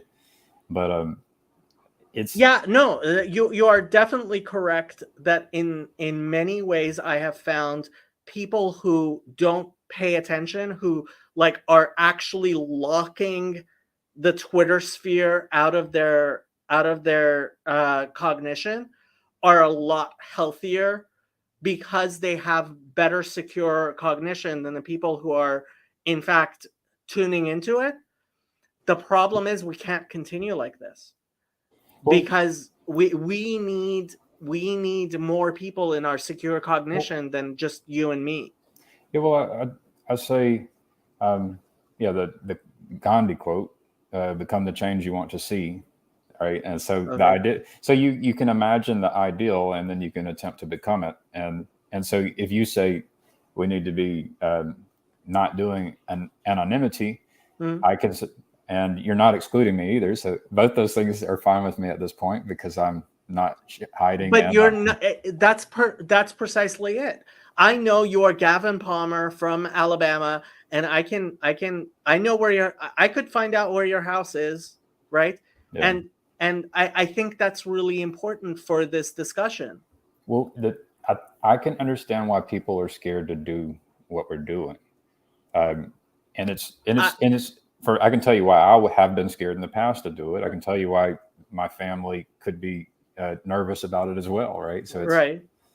So it's, well, I understand the sentiment, although I actually think that was one of the things that really made me think libertarian is actually one of the agents trying to destroy what we're doing. Is they're afraid that people like you and me will do what we're doing, which is openly and unashamedly coming out here, and it's not true that we should be afraid. I mean, I'm in Los Angeles. I'm in the middle of Los Angeles. Antifa's not breaking down my door. right. I think that, like, I could imagine that if there was some popularity, then you could become a target. But I don't think that if we don't become popular, I think that would be better. Honestly. Honestly, no. Part of my whole thinking was, what am I scared of? Okay, make me popular. Okay, what am I going to lose? Well, I think that we have to be careful about what we say, and we try to be impeccable, and we like the way that I go about it is I say I'm willing to learn. So let me know if I'm wrong, and I'll prove that I will put in the effort and try to learn. Like that's good faith, right? I think you're even being too nice to the critics. Like, I don't have to be perfect. I sometimes say stupid things. That's just gonna happen. And anybody who's my friend is going to either accept that or not. And if they're not, I'm sorry. I mean, I guess we can't be friends. It's did you hear about the Ethan Klein thing? No. So Ethan Klein, again, he had Jordan Peterson on his show, like towards the beginning of Jordan Peterson's career, and public career. And in January, he took that show down because he was trying to appease the wokerati, and he was trying to go woke. And last week, and Jordan Peterson warned him publicly on Twitter. He's like, you're not going to be able to appease these people. It's not possible. And last week, he got canceled, and they destroyed. They actually went after his advertisers, and he lost all his advertisers. Right? We should not be dependent on your attention. That's something I'm playing with. Is if I'm dependent on other people's attention, then I'm probably not doing good work. You talked about like, are we? That's not true. Why? There's plenty of work which is necessary to have other, like, if people aren't paying attention to you and you're a writer or an intellectual, or then that shows you're not doing good work. So Jordan Peterson was largely ignored until some critical point in history. Right? So what I'm saying is so if you say Jordan Peterson is this intelligent man, right? He was an intelligent man before he became popular, which means that there are intelligent people who are not popular. Right? There's definitely, that's definitely true. But if people stopped paying attention to Jordan Peterson, that means he's done something wrong. Okay. I think what it means is, so if there are certain phrases and words that I could say that will either cause people to tune me out or to become attracted to me. And if I start entertaining other people's way of thinking or listening, like if I start trying to listen to people who use words in an unfamiliar way because they have different definitions, then it's going to cause the group of people who are attracted to me in the way I use words and the meanings of those words to then begin to tune me out. So even the process of listening to people who disagree with me will cause my status to go down. I'm not sure it has to. Well, I'm saying, this is the pattern I'm seeing is like, who is having conversations with people who vehemently disagree with them? Like, who is having those conversations where there's this long form conversations with people who disagree with each other? And I'm not just saying 3 hours. I'm saying they could even go back hours and hours doing the deep dive into really understanding each other's vocabulary, trying to understand what they mean with the words they say. And I just don't see anyone doing it. And I think it was because it would be a hit on their popularity, I think. I don't think the problem is the hit in the popularity. I think that anybody who does things like that is being sabotaged. Like, you saw the attempt to destroy Joe Rogan, right? And anybody who is capable of becoming the next Joe Rogan, like, what I have seen is that the IDW has been deliberately sabotaged. This has become my thing. I see we are not paranoid enough. We've gotten to a point where I think we need to really start talking about excluding saboteurs, because the reason you're not seeing what you're not seeing is because attempts to do what seems absolutely normal and logical is in fact being sabotaged. Like that could be. I mean, there could be multiple answers for why they are behaving the way they behave, and that could be one of the answers, and that could be the answer. Well, yeah, I mean, human behavior is not going to be a single reason for it. Well, but I mean, if there are saboteurs and then you removed them, like if you could run that experiment, and then if you could remove those supposed saboteurs, would they be behaving in the way that I'm saying, where they would be listening to people, who are very different and have very different ideas or use very different language? Well, for some time, the IDW was doing that. They were, in fact, talking to people with very different audiences, with different language, and they were actually bringing people together. And I think, for example, Tucker Carlson, he brings all kinds of people who disagree. He brings Glenn Greenwald onto his show on a regular basis, right? So Glenn Greenwald and Tucker Carlson definitely disagree, and Glenn Greenwald is on Tucker Carlson like on a weekly basis. So I don't think that conversation is impossible, but at the same time, there are lots and lots of people trying to make both Glenn Greenwald and Tucker Carlson absolutely, that they are definitely trying to destroy the both of them. Yeah. Okay. Yeah. I just see a pattern where the pattern where people get canceled is that basically they think, my understanding is they think that you are platforming potentially Hitler, right? You're platforming the one thing that's going to create the cancer. No, that's fine. There's no problem. So this was part of the thing I was going through is platform Hitler. I want people to read Mein Kampf. Platform Hitler. Don't platform anonymous people. Yes. Right.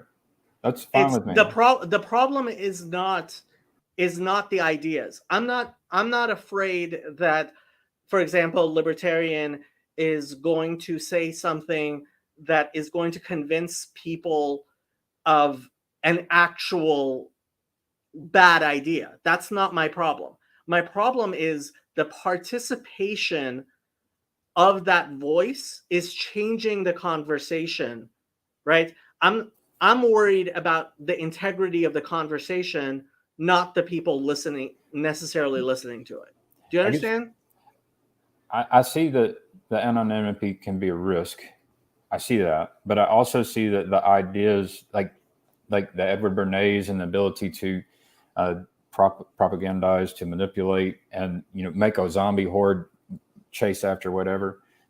Those are like the idea that all ideas. Like one time, I had someone tell me that I could not kill everyone on the planet, and I started writing out ideas for how to kill everyone on the planet. And I was on the fifth idea, and I did realize it's like I don't want to share this idea with the world, right?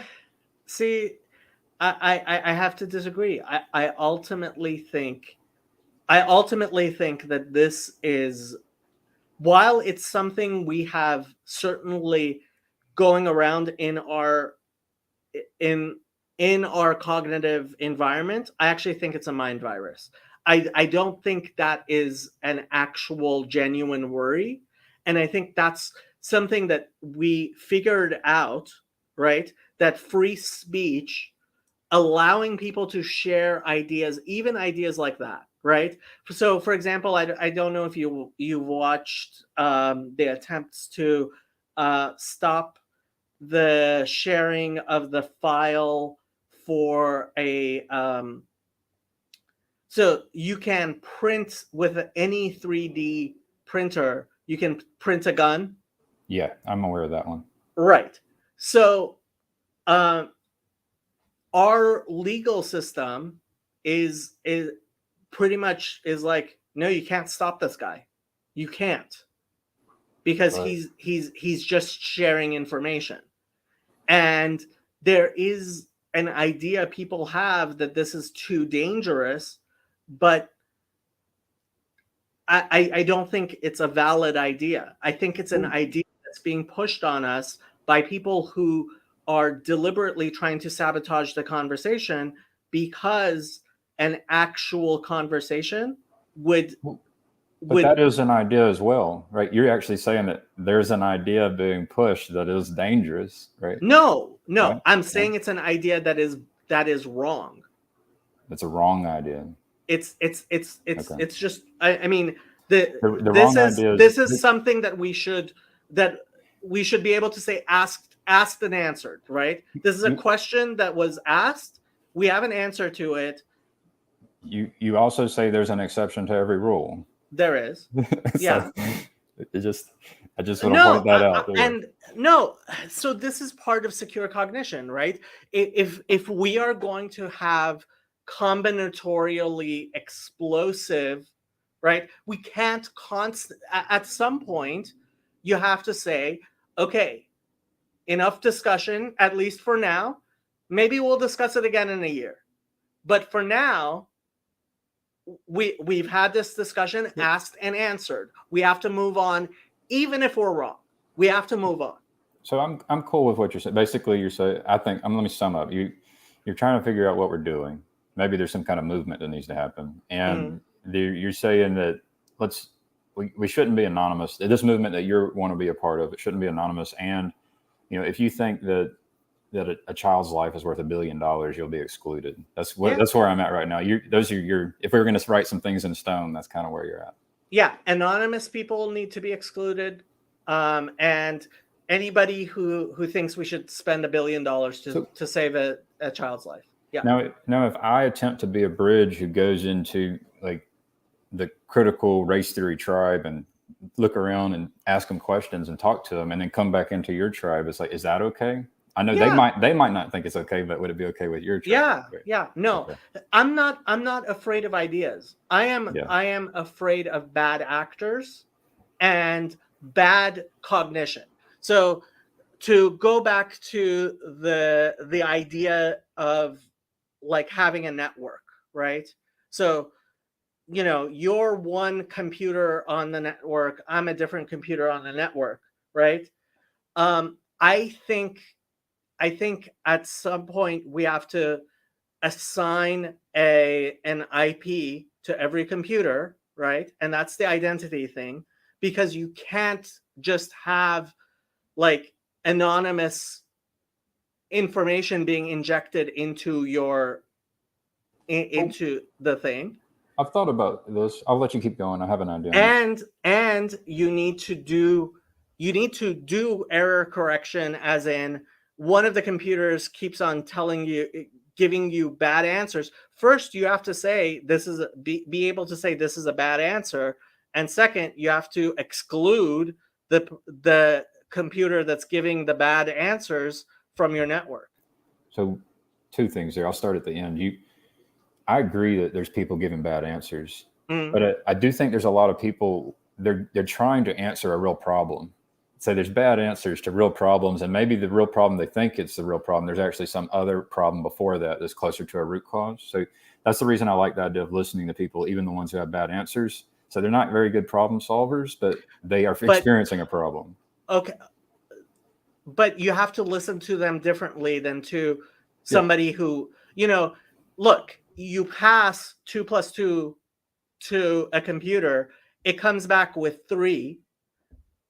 It's possible that there's a reason why it's coming back with 3, but you have to identify that as a computer that can't do math. This is your segue into an anti-Trinitarian part. we can go there as well. We don't have to. And actually, I don't know if you watched my discussion with Sam. I have not. I think you should. Okay. But that particular discussion was actually a very good discussion. Okay. But one of the things he brought up was the idea that that agreement to the Trinity was a good way of seeing if somebody will be obedient, right?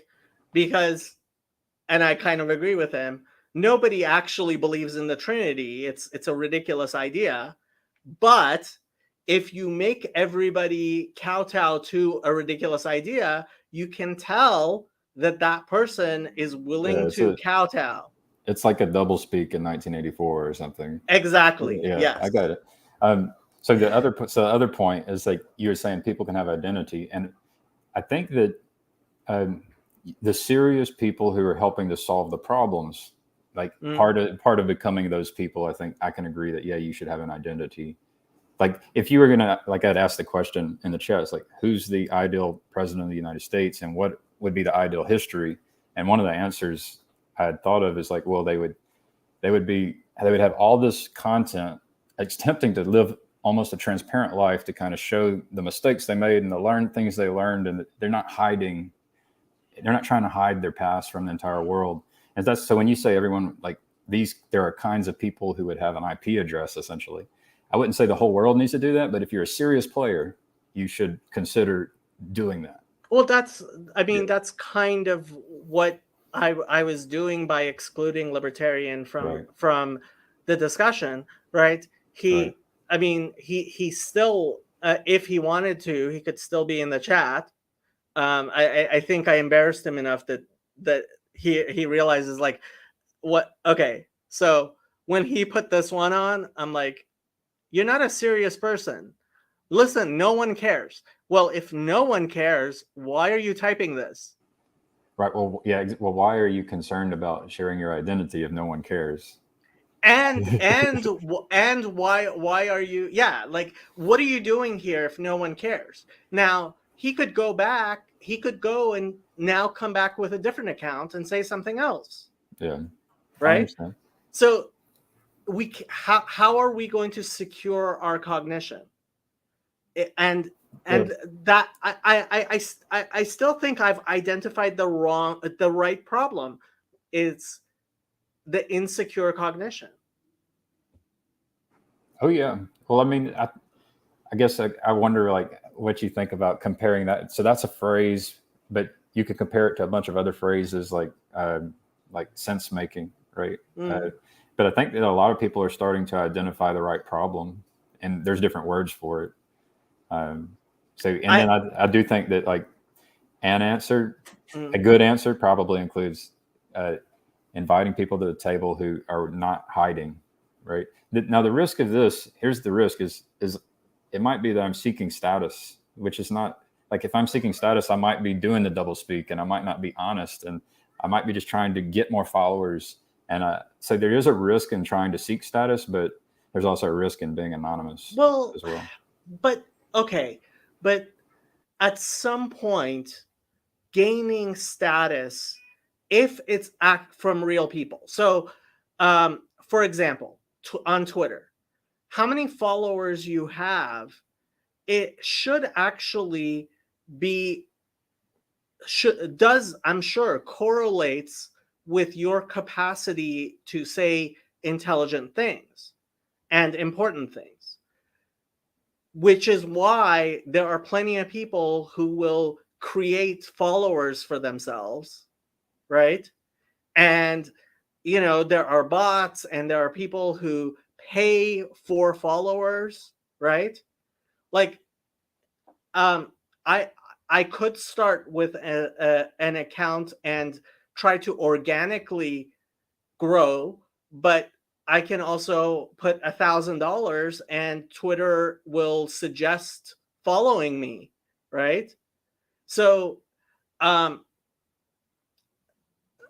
fact we can't tell who are actual, like, if somebody has 1 million actual human beings who follow them, and if these are active accounts that are following them or not, right? That's a huge problem.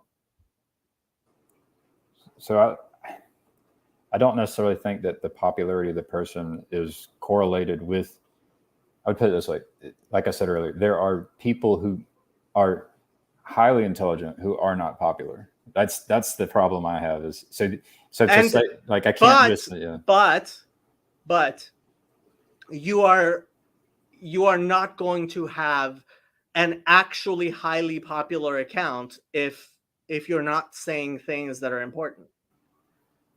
If it's that's the way it actually should organic. be. It's the way it should be. But again, we know that it's not, because we have fake accounts.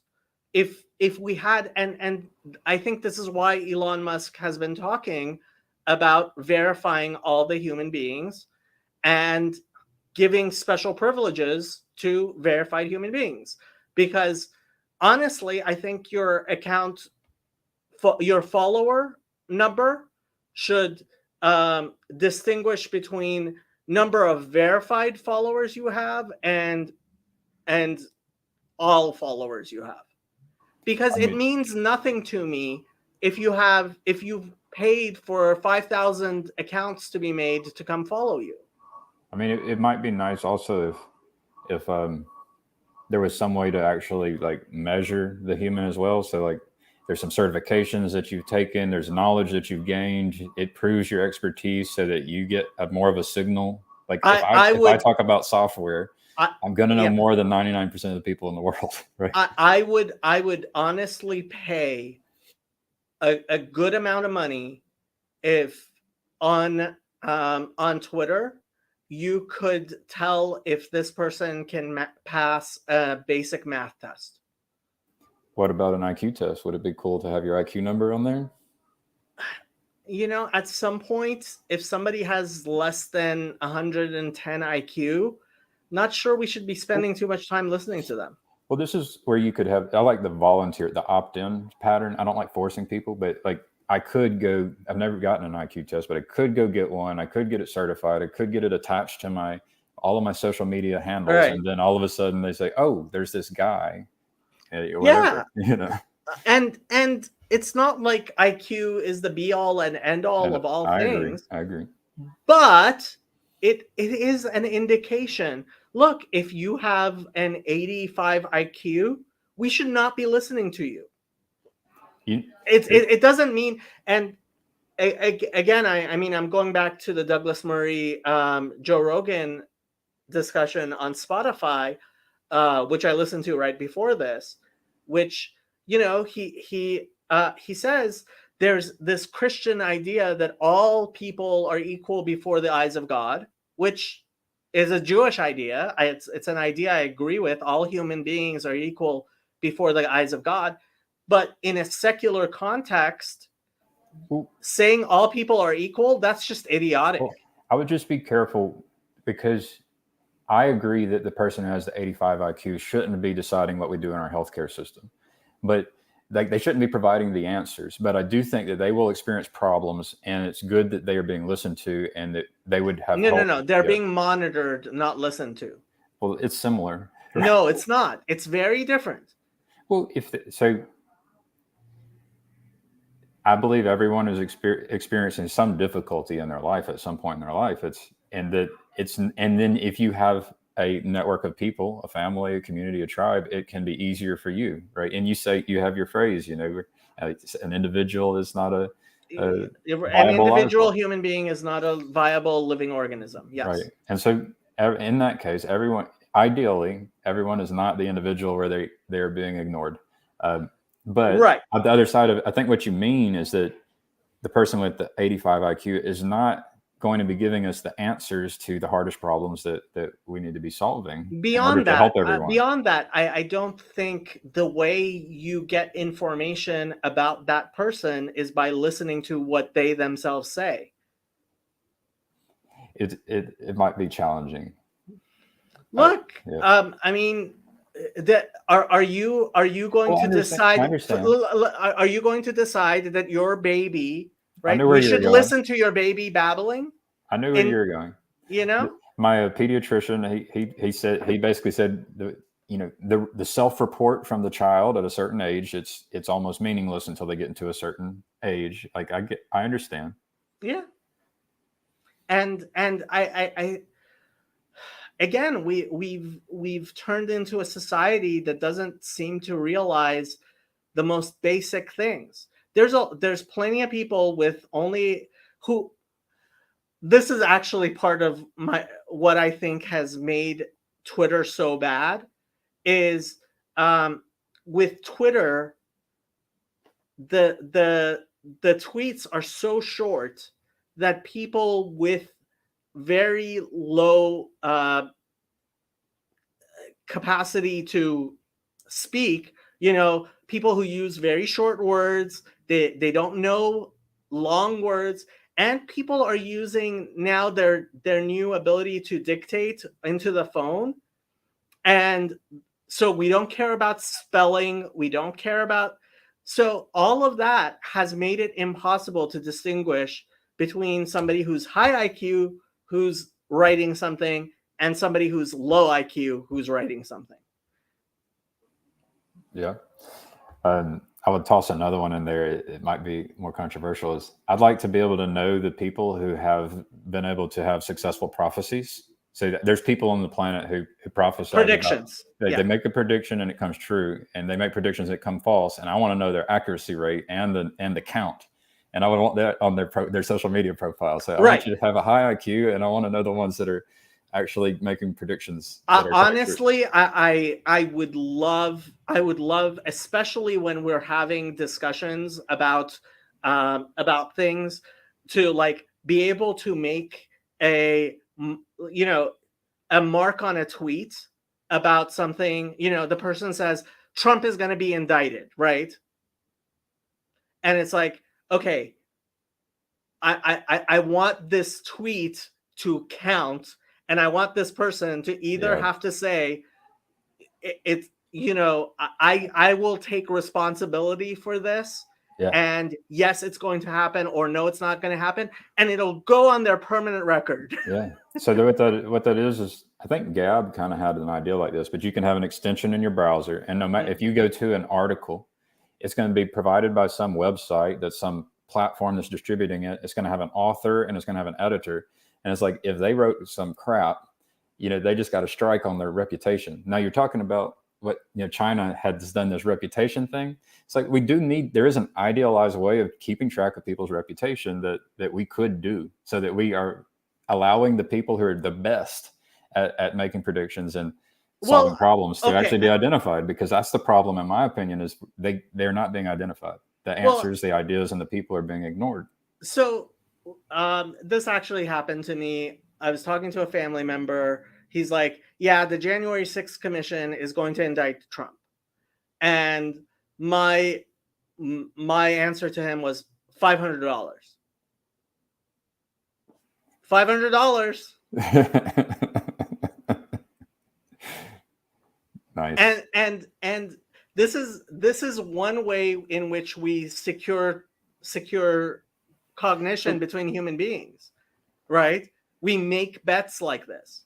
Yeah, there's one. I was watching there were the kids in Asia who got stuck in a cave years back, and I was watching the documentary on it, and there was a monk who came in, and he ended up saying, he basically predicted what would happen, and even the prediction looked a little off, but then a year later it actually seemed like the prediction was even more accurate than you would have thought. And so that's the kind of thing where, like, there's no way he should have known unless he had some connection to a force that's outside of space-time. He either got lucky or he that's also part of the thing, is you have to know the rate, because this is in fact part of how I think Twitter gets us wrong, is people can say all kinds, like somebody who's spouting bullshit and 99% of it is wrong and is right 1% of the time, and then they're like going back to it, see, I was right. It's like, Jordan Peterson talked about the highly creative people. And it's like, and so I consider myself to be highly creative, and I think he's right when he says what that means is that some of those ideas are going to be terrible, right? Yeah. They really are. Yeah, you can't be yeah. you're not actually being creative if you don't ever miss the mark. Right. Right? Yeah. But the prediction things is, I do like to imagine that there are people who can receive information from, from God. So if we could identify them, that would be a good thing. Right. I mean, one of the things I say is I think the Rebbe was a prophet, because, like, so the Rebbe was 92 when he died in 1994, right? So he was an old man, right?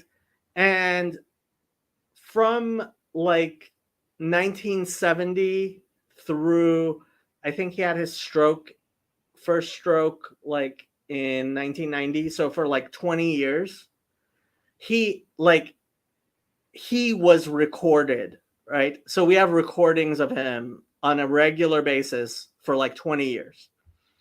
And there's nothing that I go back to in any of the stuff he said which makes me think, oh, he was just completely off. Like, there's nothing that makes me cringe. There are things I'm not maybe 100% sure on, but then there are many things in which I think, oh, he nailed it. He nailed it, really, really well. And that percentage, and part of what happens with religious figures is people who become enamored and then become disenamored, like they become really hateful and want to, like, so for a long time there I'm still was here. Sure. For a long time there was this website called Failed Messiah, which was based, like, the guy, all he did was try to bring all the garbage, all the worst things he could find about the Rebbe. And I looked through it. It was like, if this is the best you got on the man, and this was like, we actually know who was behind it. He's moved on to other things now, thank God. But for quite a long time, he was full-time invested in trying to prove that the Rebbe was like a false messiah and all that stuff. So, I actually looked at his stuff. Out of all the stuff I've heard, and people have definitely tried to bring all the worst things of the Rebbe to me, I still think the man was a prophet. Yeah, I guess to tie it in, it would be nice if the next Rebbe was out there. Then it would be nice if they were able to be identified using our tools, right? So there must be somebody like that. I mean, this is one of the things that we believe in, is that every generation has a leader, and that leader. So the term in the Talmud, it compares Moses, who was a great leader, with Japhet. I don't know if you know him from your Bible. No. Terrible leader. Terrible leader. My Bible, yeah, I could Your talk about my Bible but knowledge is not that strong. No, I'm a Matthew, Mark, Luke, and John guy. That's mostly so. So this guy Yiftach was, let's put it this way, he was sorely false on a lot of things he did, right? And the Talmudic statement is, in his generation, he was like the Moses of his generation, right? In each generation, you have to find whoever the leader is, and he might not be nearly as good, but you have to have a leader, and you do. And this is part of my problem. One of the reasons one of the many reasons that I kind of left Chabad is there's no leader, and I'm definitely looking. I would definitely like to find a leader like that, and to some extent, I mean, I'm not going to say PVK is it, but PVK is the closest thing that I've been able to find, and that's why I am trying to support him in every way I can. Yeah. Do you think that PVK is good at securing his distributed cognition, or is No. he concerned about it, or anything? Yeah. So that's what I was I was trying to think of my criticism, and I'm like, this thing that you No. want to do seems important, and it seems like something that he's not concerned about, really. But He's not. He's yeah. not. His main concern is bringing people together and forging relationships between human beings. Although, no, I mean, in his own way, he does have the secure cognition thing. He does. I mean, one of the things he's been focusing on right now is the gay marriage thing in his denomination. And his denomination is this summer going to be taking a vote on gay marriage. And, that is a thing of secure cognition, right? That's making a decision, and they're going to come down either for or against. And so, yeah, I mean, the problem is, to some extent, I guess he is making sure to have secure cognition in that way, because he is in that denominational structure of his. Yeah, it seems like I've gained more of an appreciation for what he does as a pastor, because that's almost like his profession. And so I think to point at, he's going to be part of this decision within his network, I think that's a good point. His activities on YouTube, I think it seems like it's less secure just in general. Like the things he does often on his YouTube channel are a little different than the things he's doing in his church, for example. Well, let's put it this way. There's nothing that I or Sam are going to say which is going to get Paul to go against his, the confessional things in his denomination. That's what keeps his cognition secure, is these are confessional things that you must agree to in order to be an office bearer in the Christian Reformed Church. So if he were to decide he doesn't like the Trinity anymore, he would have to, he would no longer be, he would be defrocked. He would be taken off.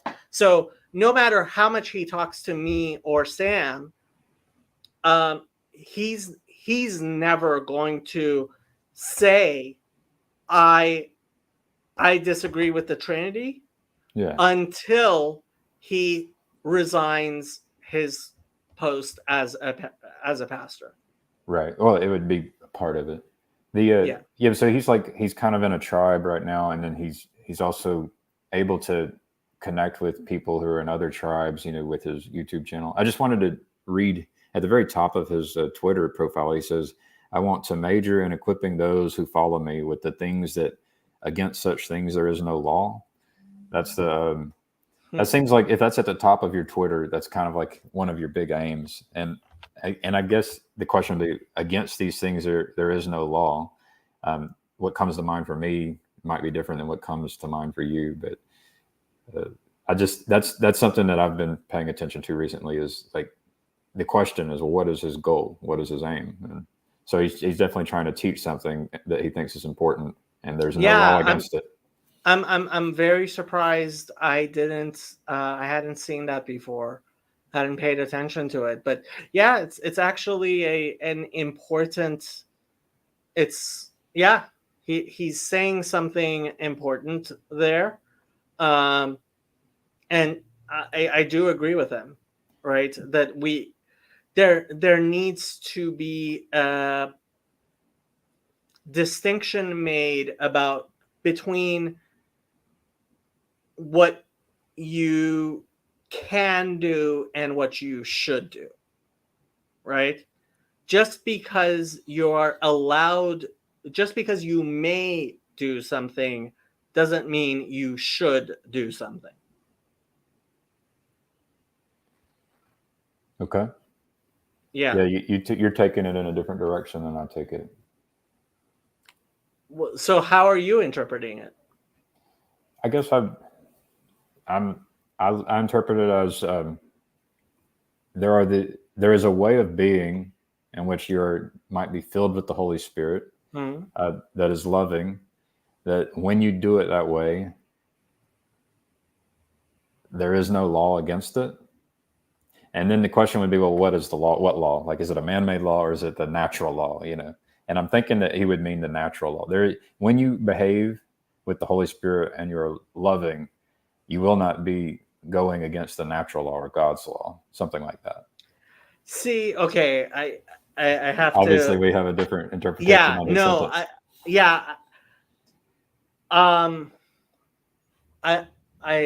I should probably look up. I'm guessing this is a quote from Paul of Tarsus. Galatians 5:23. So let's actually go look at Galatians 5. But it connects into my idea of I like listening to even the babbling baby, right? Especially my child. So let's listen. Let me read this. You, my brothers and sisters, are called to be free, but do not use your freedom to indulge the flesh. Rather, serve one another humbly in love. For the entire law is fulfilled in keeping this one command: love your neighbor as yourself. If you bite and devour each other, watch out, or you will be destroyed by each other. So I say, walk by the Spirit, and you will not gratify the desires of the flesh. For the flesh desires what is contrary to the Spirit, and the Spirit what is contrary to the flesh. They are in conflict with each other, so that you are not to do whatever you want. But if you are led by the Spirit, you are not under the law. The acts of the flesh are obvious: sexual immorality, impurity, and debauchery, idolatry and witchcraft, hatred, discord, jealousy, fits of rage, selfish ambition, dissensions, factions, and envy, drunkenness, orgies, and the like. I warn you, as I did before, that those who live like this will not inherit the kingdom of God. But the fruit of the Spirit is love, joy, peace, forbearance, kindness, goodness, faithfulness, gentleness, and self-control. Against such things there is no law. Those who belong to Christ Jesus have crucified the flesh with its passion and desires. Since we live by the Spirit, let us keep in step with the Spirit. Let us not become conceited, provoking, and envying each other. I know there's at least a part in there that you would disagree with, but like it's the fruit of the very Holy Spirit, typically, though, is like it's very typically Paul of Tarsus, Yeah. which is he takes very beautiful and true ideas and he uses them to introduce ideas which I believe are satanic and false. And part of what he says is very true, right?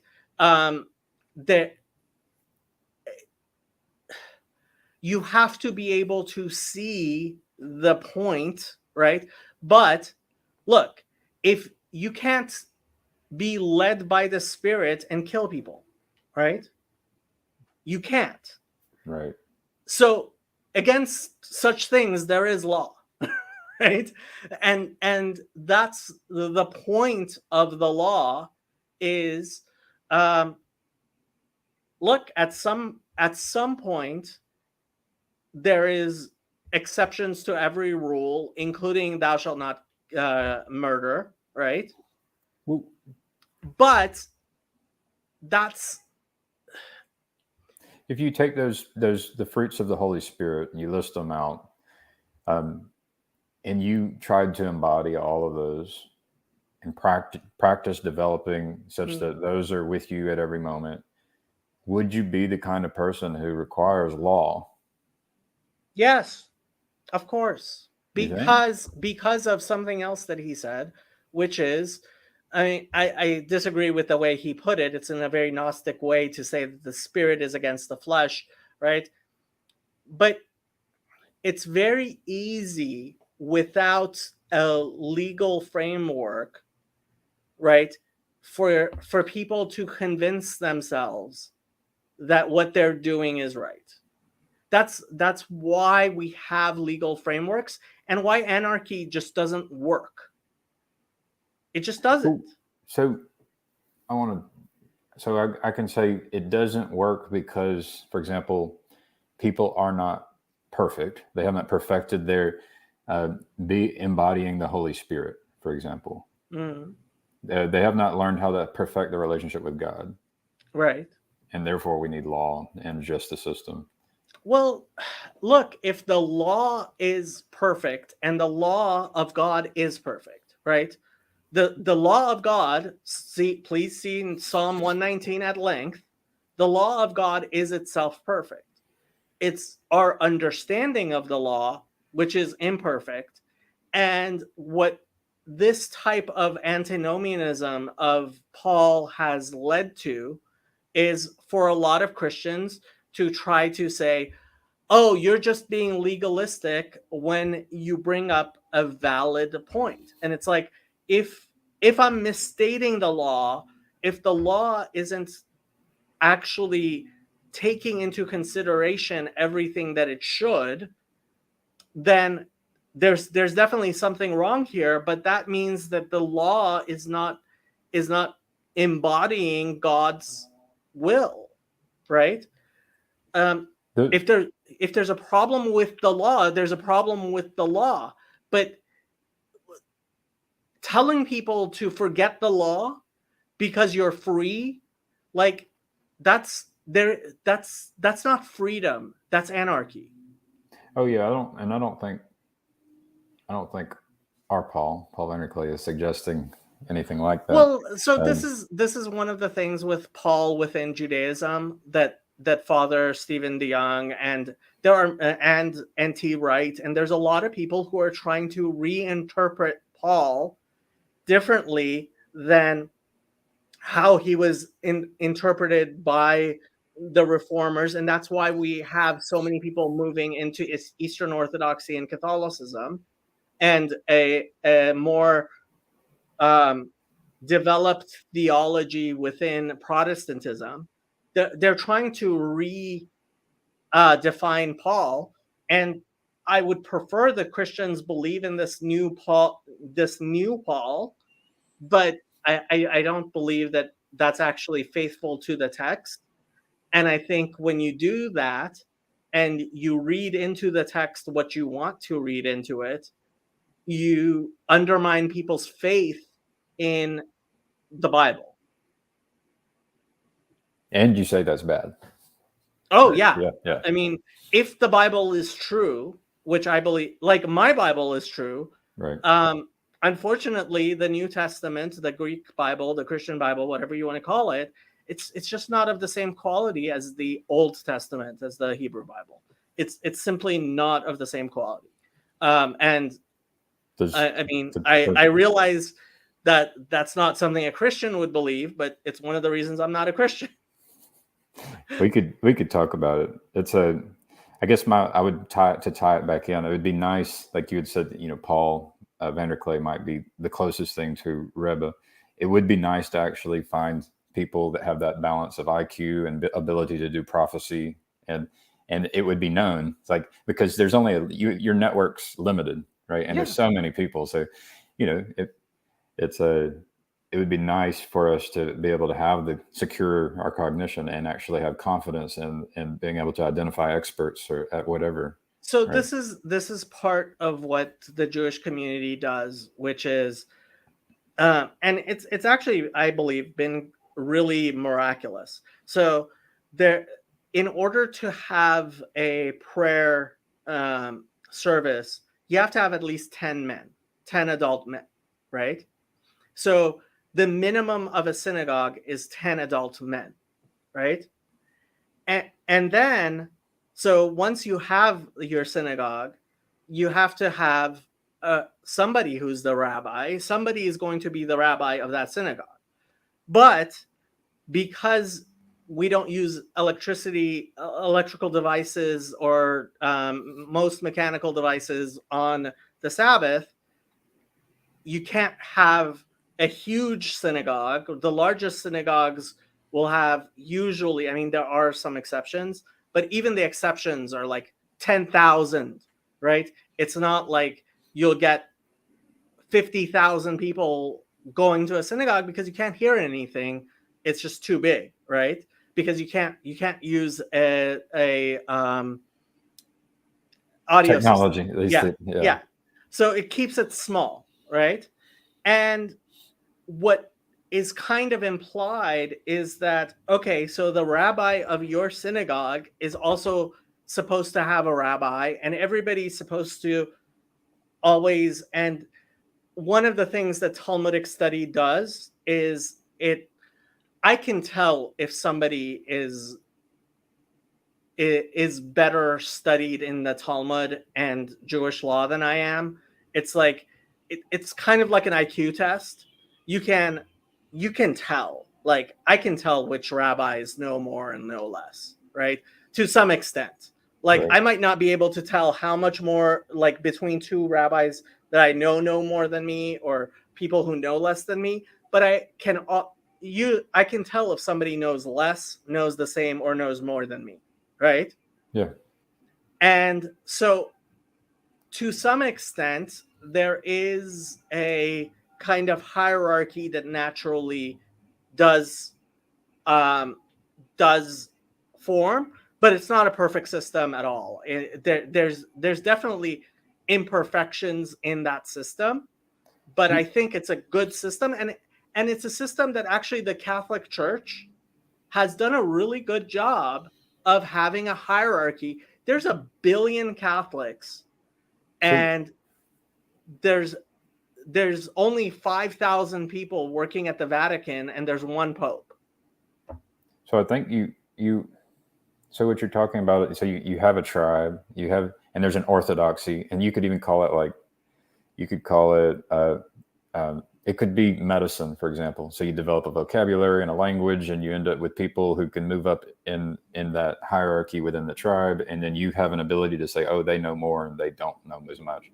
But then that in itself, it needs to be able to do error correction, right? So when you have your tribes, and that's why it might be good to talk about medicine instead of Judaism. And then there's a question, well, how does that end up updating itself and becoming better? And that process itself is the thing that I think we aren't good at in our world. That's the sense-making problem, the distributed cognition. Like, it can be good within a tribe, but how does that tribe allow itself to update and transform? So there's Because this you're talking saying, about technology, and I'm like, well, how y'all, we can't, you can't use technology on a Sabbath. Maybe right. there's some trade-offs to that. Oh, it's been miraculously good. I mean, this is one of the things I talked to Chazi about.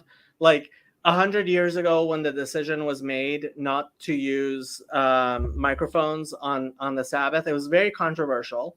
Mm-hmm. And it was one of the things actually that the Rebbe back in the 30s and 40s was very involved in. He was very against microphones, and I don't think 100 years ago it was nearly as clear as it is now what an absolute blessing it is. Like, I cannot think of like a better way of bringing the community together in sizable chunks than having one day a week that you have to walk. You can't ride in cars. You have to, because you have to go to a synagogue within walking distance, and the synagogue has to be small enough that everybody can hear, right? Yeah. So like it's been such an incredible blessing. I can't even, like, especially for families, right? Having one day a week that nobody's on their phones, nobody's on their phone the whole day. Like, I guess it's been amazingly good. So you could take all the things that are good because of that, and I could say you're saying you walk and you go meet people and you're not using your phones, and it's like, well, what if they ended up at a place where the best rabbi in the entire world is being streamed into that place? See, but it has to be diffused. See, that's the thing. And look, I mean, 6 days a week, you can listen on YouTube to the most popular rabbis in the world, and there are, people who are very popular. But one day a week, on the Sabbath, you have to go listen to your rabbi in your community, right? Okay. And it's I mean, honestly, it works so well. I can only think of it as being miraculous. Right. I'm just in my mind, I'm saying, well, it seems like Jacob could have bias about this issue, right? Jacob could definitely have bias about the issue, but at the same time, I would like to think that it's something that I'm willing to actually analyze with you. Yeah. And if you can think of some way that, like, certainly there are people who are arguing that it's, I mean, Reform and Conservative disagreed, but Reform and Conservative, and this was what I was going to get back to you about error correction. So there's a saying, Hasidim vote with their feet, and they do, right? So ultimately, if the community you're in isn't functioning and isn't working, right, people change. They go to a different synagogue, they go to a different rabbi, and ultimately, I think this has been one of the ways in which error correction is done in a religious context. Is people decide, you know what, I'm not going to go to this church, I'm going to go to this church. I'm not going to go to this synagogue, I'm going to go to that synagogue. Denominations die, and even like within Catholicism, right? So they have different religious orders. Different orders grow, different orders die, different church people become popular. So it's not that there isn't error correction. There is. Okay. Yeah, just to me, the meta topic is trying to figure out how to do error correction, and it's like there's a possibility that if there may have been some decisions that could have been made in the last 100 years that would have resulted in an entirely better world than what we have today. Of course, that's possible, but at the same time, you have to realize, like, honestly, if I weren't Jewish, I would join the Catholic Church, because I think the Catholic Church has done things, and oftentimes, there are times Christians will ask me, well, what do you think, like, I should do? And I have several times told people, go to a Catholic church or go to an Eastern Orthodox church, as opposed to a Protestant church, because I think those churches have much better hierarchies and are better able, and that doesn't mean they're always going to be right. It's the same story with Rabbi Eliezer and the ovens of Echnai, right? The rabbis made the wrong choice. That's what the Talmud is telling us, right?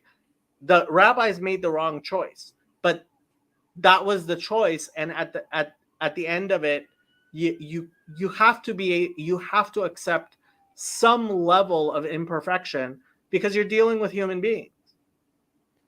Yeah, and I mean, I agree with that, but I think if you really accept it and embrace it, that's whenever you start coming up with you start thinking about these things like you're saying distributed cognition. Well, and what if we weren't hiding our identity, and maybe we had the certifications and that were available so that we can be able to identify the experts and who can be trusted. So that whenever I'm thinking of von Neumann, he was mentioned in that Jordan Peterson, Glenn Lowry podcast. And it's like, and he was just like, as a hobby, did economics and changed economics. And so that's the thing, is like, you can have someone who becomes a master, like the best in the world at something, who then becomes very good at and can become very good at a lot of other things. Because I think there are people like that when we are able to identify them and treat them as signals instead of just among the mass of noise, can really help solve a lot of problems we have. So, was I telling you about Ramanujan, or that was you were saying it earlier? You were saying it earlier. Yeah. So like, that's a process. Like Ramanujan getting all the way to the math department in Cambridge from Tamil Nadu, right? That tells me that's a process that worked correctly, right? Right. Him quickly ending up going from rural India to the centers of the academic world in the United Kingdom, that's a properly functioning meritocracy. I think to me, you can look at it like we're extracting resources, right? You could look at it through this lens, and so they could extract the best out of India, for example. But then there's a question of, well, I said guided missiles and misguided men. So you end up with these, you can extract raw talent into creating nuclear weapons and missiles. And then there's a question, well, who's deciding where these things go, right? And that's a problem we need to solve as well. And that's why you want to be able to identify the people who are able to do prophecy, because my thinking is that they would be the most righteous people. So then we begin to maybe have answers about what should we do with all this distributed cognition network, where we've managed to extract all of these experts, from all over the world. Okay, so I have to make a distinction between prediction and prophecy. Okay. Right. And I realize that we generally use prophecy in English and in general to talk about people who can predict the future. Okay. Predicting and prophecy are actually very different from a biblical point of view, because a biblical prophet will give you portents of doom that will not come true. So this is the story of Jonah, right? He goes to Nineveh. He tells the people in Nineveh, if you don't repent, the city is going to be destroyed. They repent. The city is not destroyed. And Jonah ends up outside the gates going, God, this is why I didn't want to go to Nineveh, right? I knew I was going to tell them to repent. They were going to repent, and you weren't going to destroy the city. And here I am. I made a false prediction, right? That's the story of Jonah, the prophet. And that is the story of actually a good prophet, is somebody who warns you about the things that could happen so that they do not happen. Yeah, I had one in my life, and I had a guy walking up my steps, and all of a sudden I heard glass break, and I saw his face bleeding, and I was like, "Are you okay?" And he said, "Yeah," and I said, "Oh, okay. I'm just seeing things," and I'd actually taken mind-altering substances. Okay. And I'm like, "Okay, I'm just seeing things." And later that night, he wasn't wearing a seatbelt, and he passed out, and his car went off and went through a greenhouse, and the greenhouse went through his windshield, and he ended up coming out scratchless. He didn't have blood or anything, but I did it because that was the only time I'd ever hallucinated, even though I'd done these mind-altering substances before.